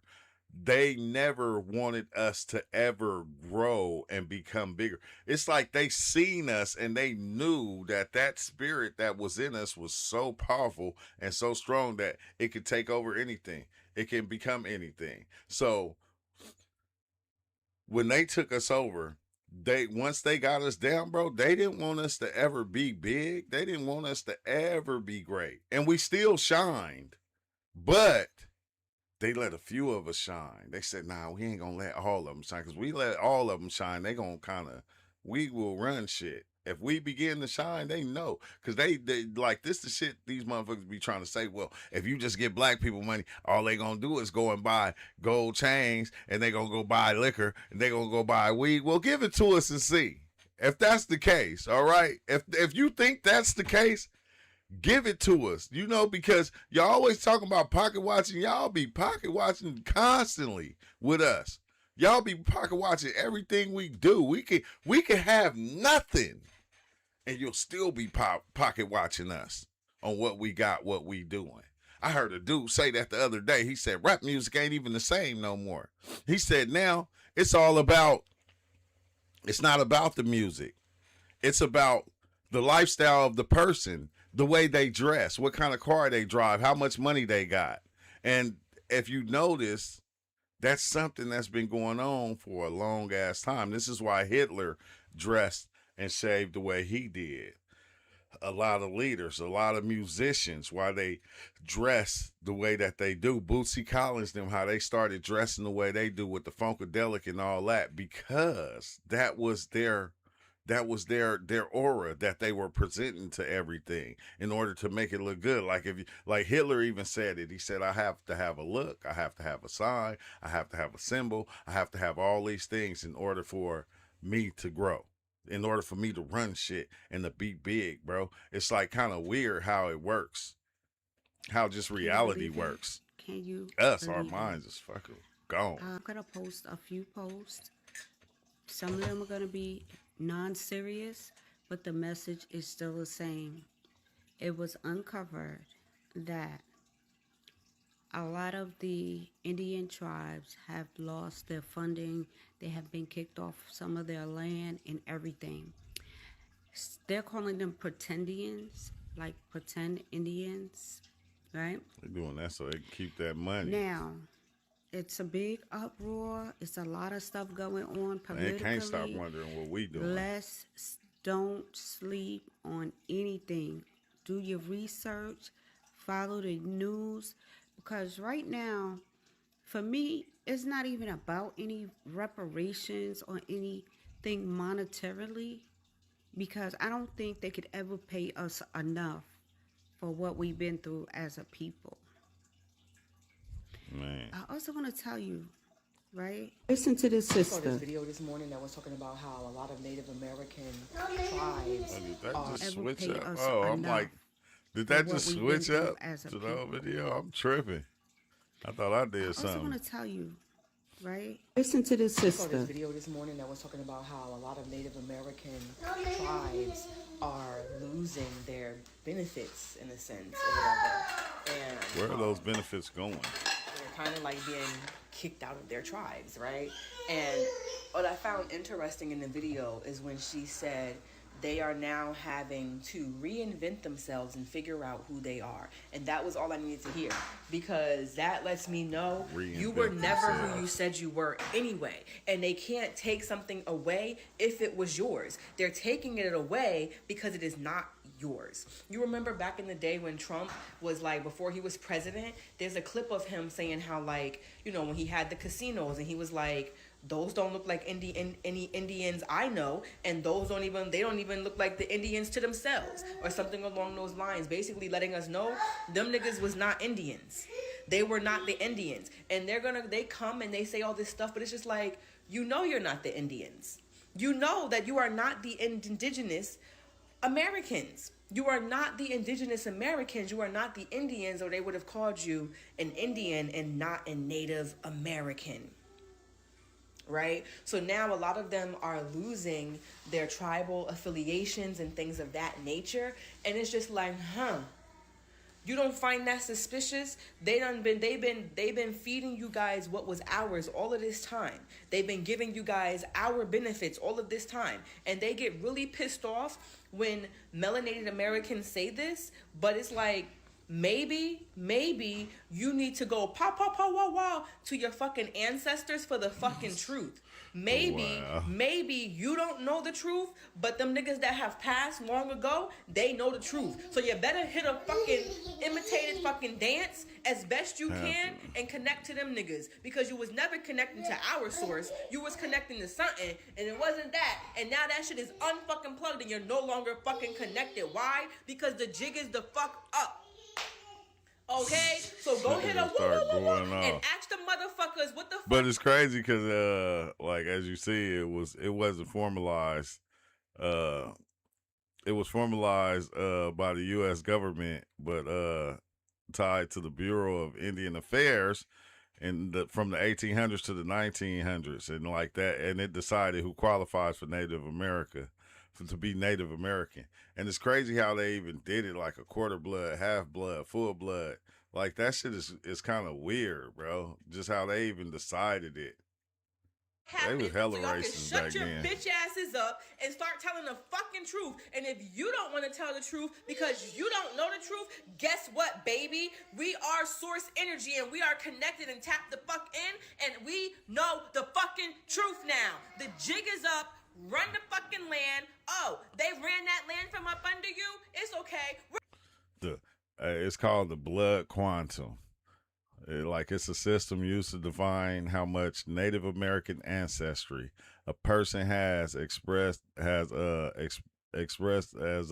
fraction, like half, quarter, eighth, and etc. What the hell? If you have one parent fully Native, you'll be a half blood. If you have one grandparent that is fully Native, you a quarter. Yeah. And so on yeah. According to Cornell University, over 80 federally recognized tribes across the U.S. have gone through disenrollment. And in the past 2 decades, some estimate at least 11,000 individuals have been exiled from their tribes. Member from its land. Dang, 11,000? Y'all need to understand that when a Native gets disenrolled from the tribe, it's not because they're not Native. Dang, I can't play that music. My bad, y'all. But he's not Native American. I think he's Mexican. No, I'm just playing. So because of the huge pretendian problem with cosplayers, non-natives dressing up like Indians and pretending to be Indians, starting their own tribes, Discord groups, and having their own little powwows and just totally appropriating our culture, the United States is going to pass law that only federally recognized tribes will be able to be registered as Native Americans. So everybody that's state recognized and trying to get state recognized, these pretendian tribes, it's over for you guys. They're putting an end to all. What you mean where they get their education from? They get it. They get it from Google like everybody else. And they even explain why they're doing this, and it's because they even admit it's because Google. Of you pretendians. Check this out. November is Native American Heritage Month, and as we work to highlight Indigenous voices, tomorrow, the National Congress of American Indians will vote on a constitutional amendment to update membership rules. And if passed, the vote could impact Native nations right here in our area. Going beyond the headlines, Joelle Jones spoke with local Indigenous leaders about this. And Joelle, it comes down to what this all means and some major impacts potentially here. Absolutely, Liz. In fact, tomorrow's vote is incredibly controversial because if passed, only federally recognized tribes will keep their membership status. And while those in favor say that this will help weed out fraud and cultural appropriation, others who stand to lose their seat at the table say this proposal is punitive and lazy. So because of the huge... For Santana Rabang, what stings the most is the feeling of being stripped of her identity.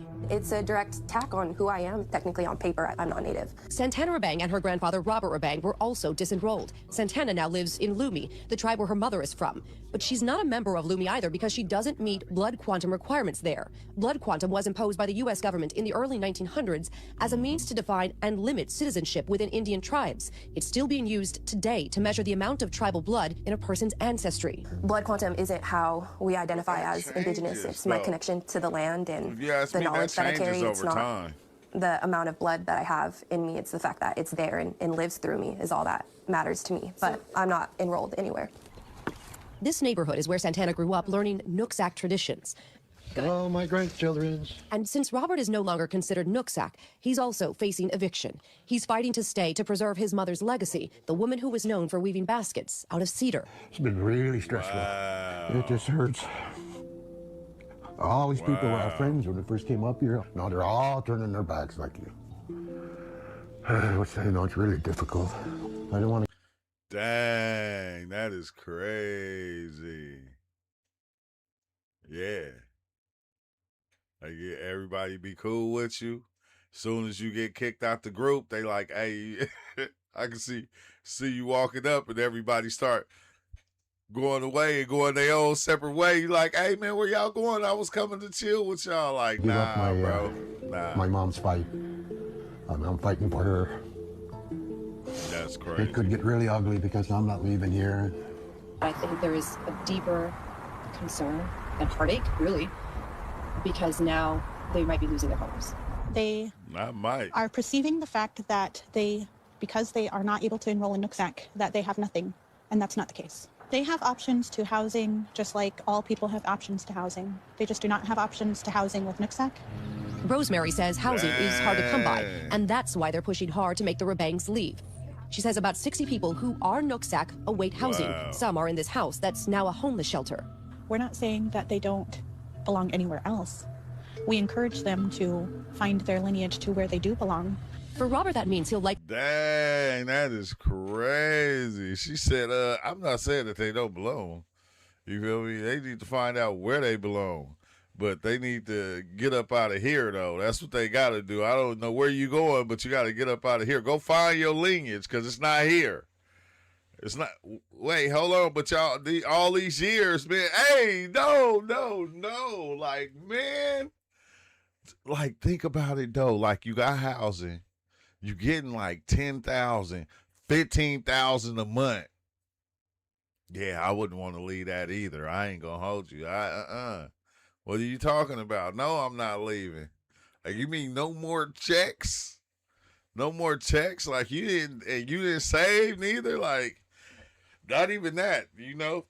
All these years, your family, your grandmother, your mother, running with this background, and then you find out that, you're not even part of the, you're not even, look, man, we took your name off the list. You're not on the list no more. So yeah, it's like that's some fucked up shit.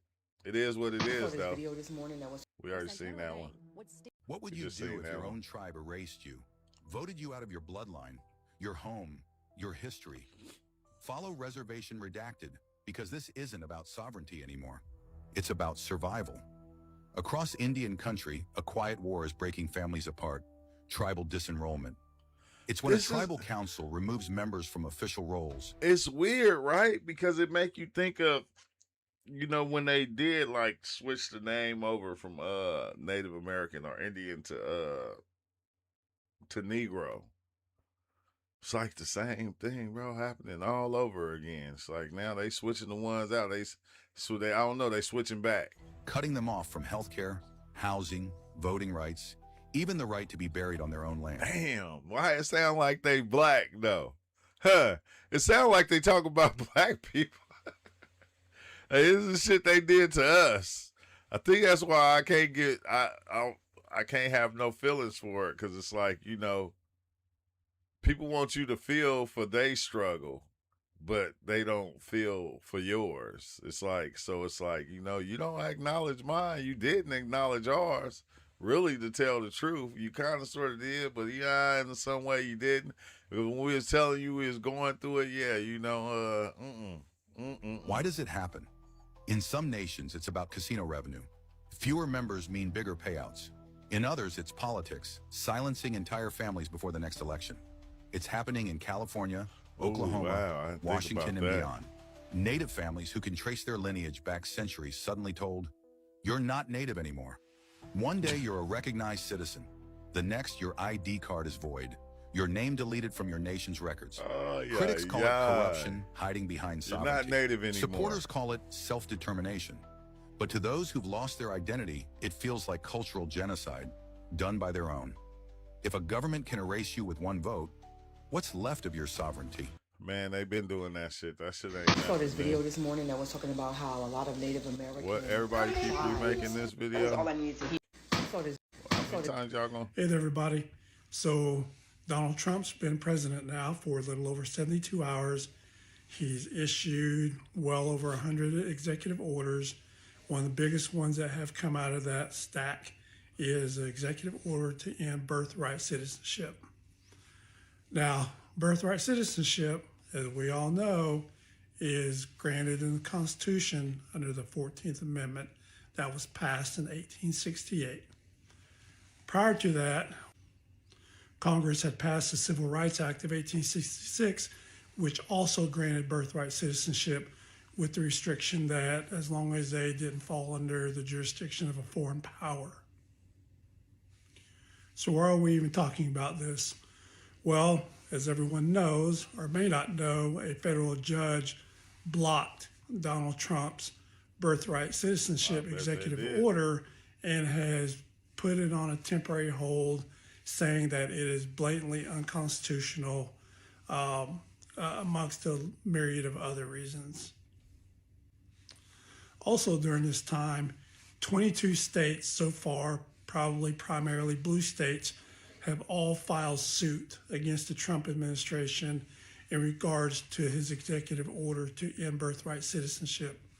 So out of that, Donald Trump's attorneys, the good old boys from the Department of Justice, have filed their pleadings, and a lot of their argument is based upon the language that goes back to the Civil Rights Act of 1866 and also the 14th Amendment. And in there, part of their argument is where they tie in the fact that Native Americans were not considered citizens under the Civil Rights Act of 1866 or under the 14th Amendment because of the language that says something along the lines of subject to the jurisdiction of.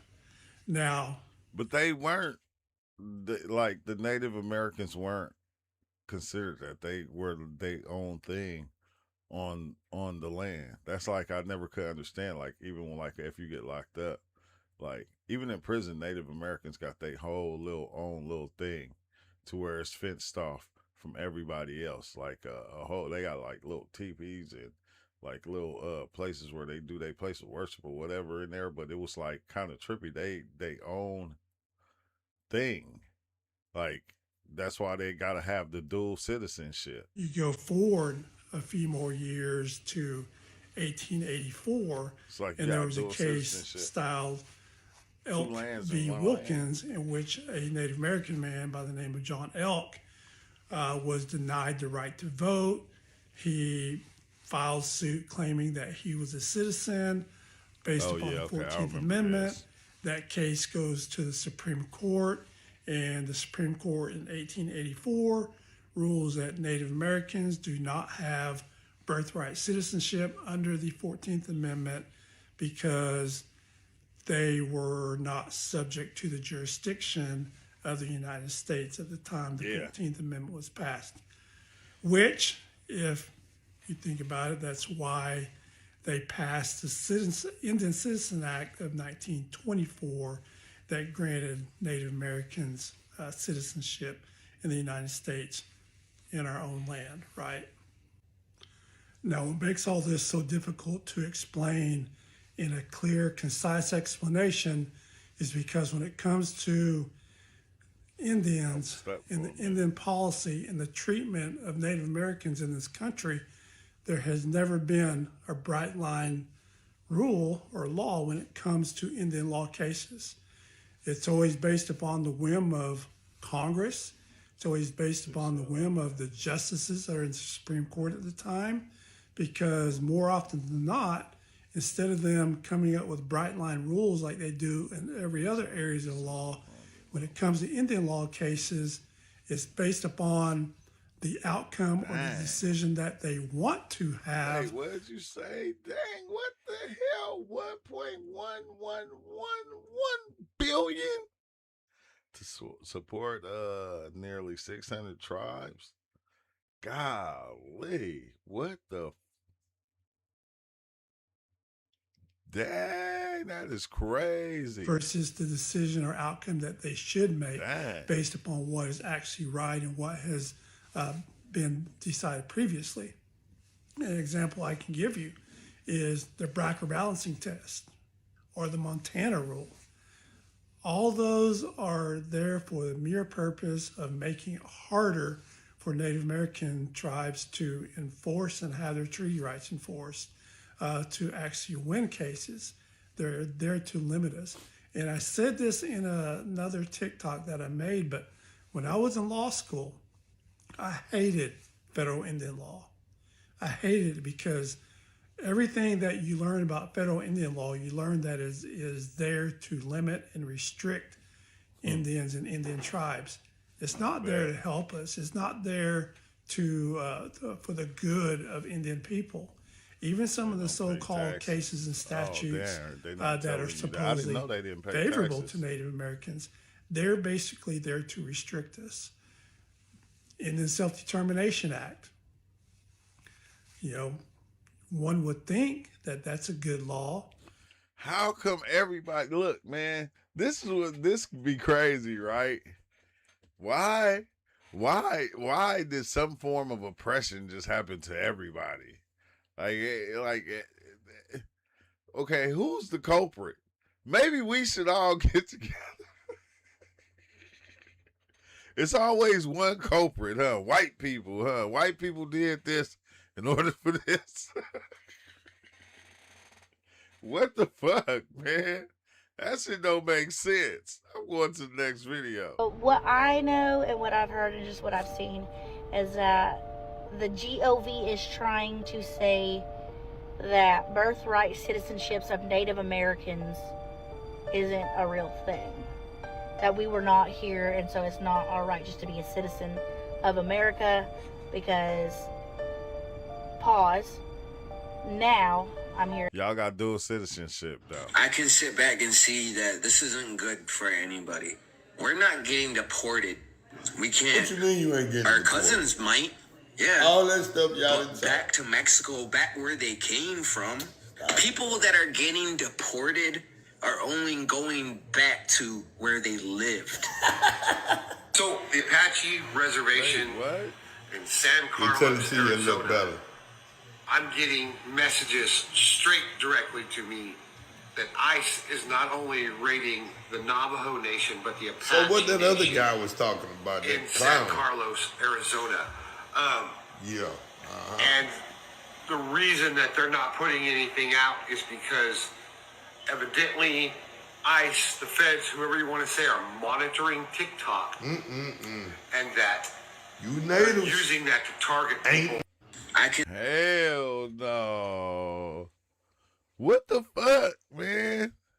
Yeah, hey, here's what I said. History full of holes. Hell of them. I was history full of prostitute hoes. That's what. It's not just any hoes.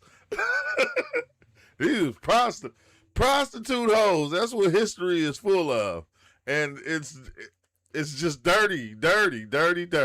Sit back and see. All right, now for all of my black, Aboriginal, indigenous people, I need y'all to come on in and have a seat and sit down, one by one. Come on, yep, you too. Come on in, sit down. Flag. Y'all see the capture, because it was up until the last 24 hours, I did not know that Native American tribes fought for the Confederacy in the Civil War. Yes, black, Aboriginal, Native American tribes fought alongside of the Confederacy during the Civil War. Now, if you are not familiar with the Civil War, quick history. The North was called the Union, the South was called the Confederacy. The North was fighting to abolish slavery, amongst other things that was going on in the economy. And the South was fighting to keep slavery. Okay? They wanted to keep slavery as their constitutional right. Okay? So that was the big issue between the Civil War, amongst other things. And I don't have enough time to go into all of that. Read about the Civil War, okay? But anyways, the 5 civilized Native American tribes, which is all popular tribes that black, Aboriginal, indigenous... everybody be like going, this is new information for me. So when I said the Confederate flag was the natives' flag first. Whatever Civil War we were taught was a lie. This is new for me. Very disappointing. This claim, which are... Everything is getting back new because everything was a lie. You feel me? It was, it all just was. Fuck. We live life based on the lie. Cherokee, the Creek, the Chickasaw, the Choctaw, and the Seminoles. Now, there's a disclaimer for the Seminoles, because the Seminoles, there was an amalgamation with Africans into the Seminole tribe. So there are Africans who claim Seminole heritage just because they were acclimated to the tribe because they were fleeing from slavery. But for the most part, the Seminoles are indigenous to the America, just like all the other 4. But yeah, not only did they fight for the Confederacy in the Civil War, they actually owned slaves. In fact, the Cherokee owned the most slaves. Now, what started me on this rabbit hole was I was doing some research on my great-grandfather. He was born in Pocahontas, Virginia. And I know with his history, he has lineage to the Lumbee. And that led me to the City of Alexandria, Virginia's website. And this article, you got to go here and read it because, again, I don't want none of you black, Aboriginal, indigenous Americans to think that I'm coming for you. I'm just only giving you truth. Now, I am not a person that denies the fact that you guys were here before Europeans. I have no doubt in my mind with that. And this article will prove it. I will show you with this article. But again, I got to put belt to ass every time I see one of y'all get out of line and y'all step y'all ass across the Atlantic Ocean and try to steal African culture. That's when that's not what we finna do. But anyways, this article was very interesting because it does prove that black, Aboriginal, indigenous Americans was here. Now, in this article, it states that in Virginia and North Carolina, the Pamunkey and the Lumbee chose to serve the Union, which was the North. The Pamunkey served as civilians and naval pilots for the Union warships and transports, while the Lumbee acted as guerrillas. Members of the Cherokee Nation joined Company K, the 5th Pennsylvania Volunteer Infantry, Now keep that in mind. Keep Company K in mind because I'm going to show you a picture of what they look like. But it says the Iroquois Nation joined Company K, the 5th Pennsylvania Volunteer Infantry, while the Powhatans served as land guides and river pilots and spies for the Army of the Potomac. Pay attention to what I'm about to read. During the Civil War, there was no distinction made when a Native American joined the U.S. colored troops. What that means is here's a picture of Company K. This is a picture of Company K. This is free African slaves mixed with black Aboriginal indigenous Indians fighting for one cause, which was freedom. Now, you black Aboriginal indigenous Americans do all that talking against Africans. Y'all call us everything. Y'all call us all these names in the books. You say that Africa can't do this for themselves, that y'all provide food for Africa, this, that, and the third.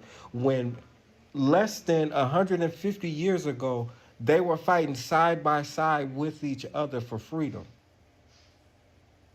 And y'all are too ignorant because y'all want to make this assumption that somehow y'all are better or greater than Africans when really y'all fought side by side with Africans just for y'all to get y'all freedom as well.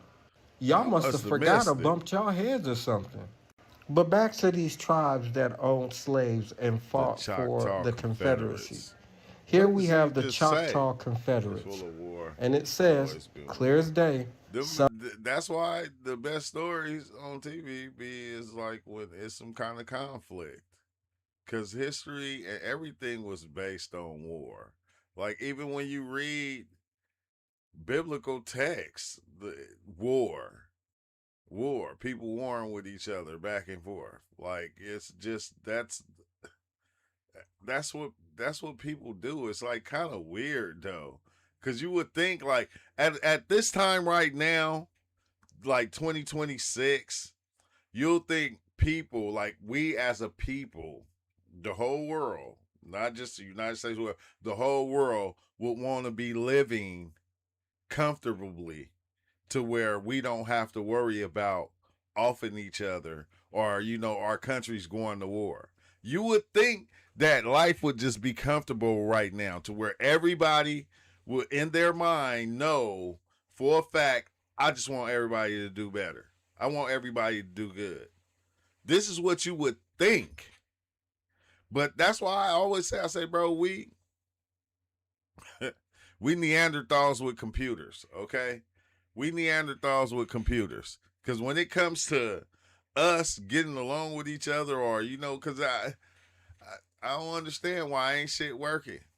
Like, why ain't shit working? Because everybody want to be better than somebody. It's always like a fight between us of trying to be better or trying to steal each other's resources when it's like it's enough to go around for everybody. Like, I don't get it now. But this is all we do is we fight. We fight and we war and we argue. And everybody loves it. We can't say everybody don't love that. Like the art of war, we love that shit. We love war.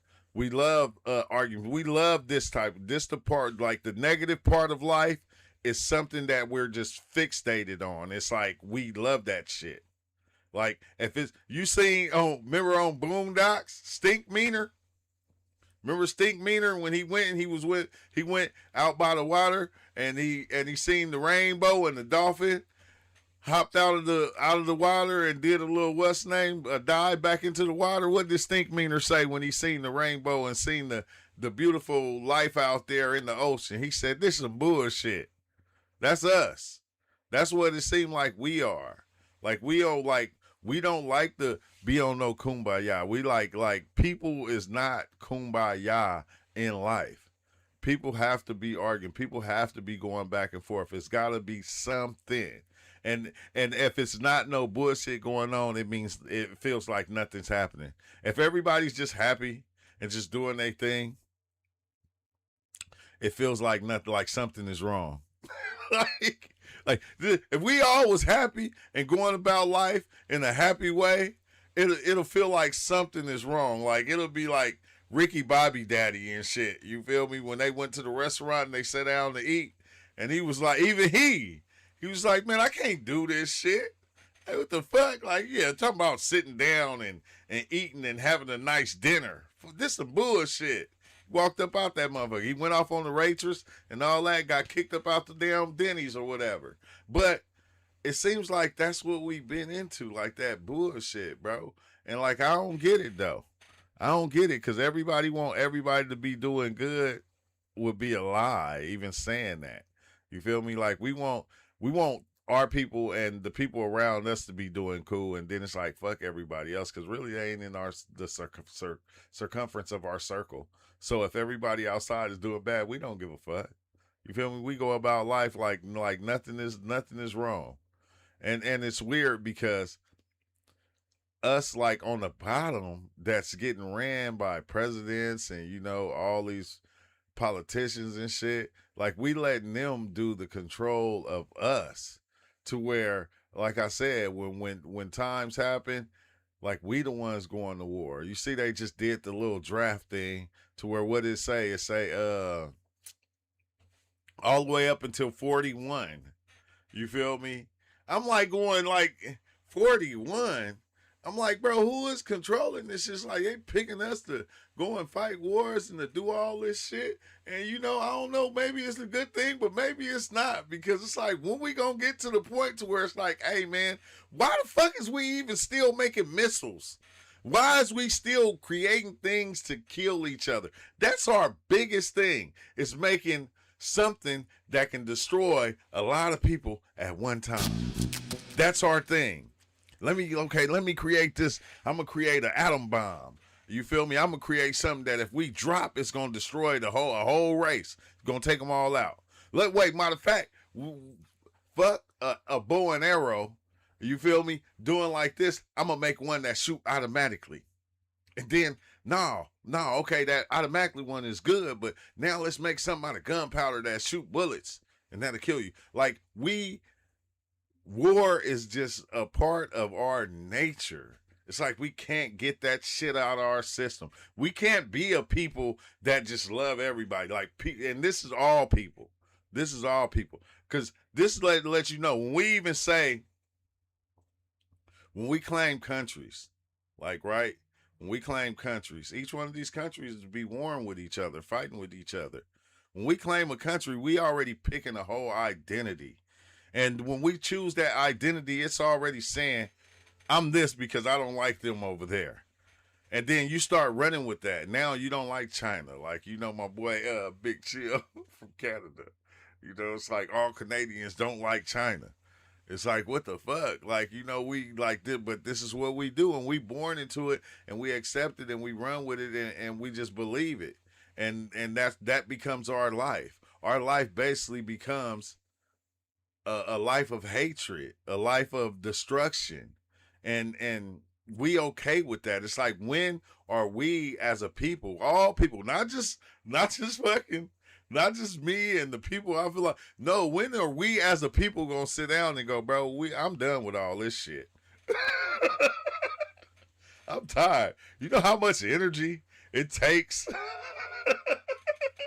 to be hateful and create hate and run around and just spreading it everywhere? Boy, that shit take hella energy. But if I go to YouTube right now, that's all you're gonna see. Like, that's all you're gonna see. Like, I can like, if I do a video about, you know, us just, you know, getting along with each other, doing stuff like that, that shit don't get no play, bro. If I make controversial videos, them be the ones that get play. And it's like, it's kind of weird to me. Like, it's just weird to me. It's never gonna stop being weird to me. I hate it. I hate it.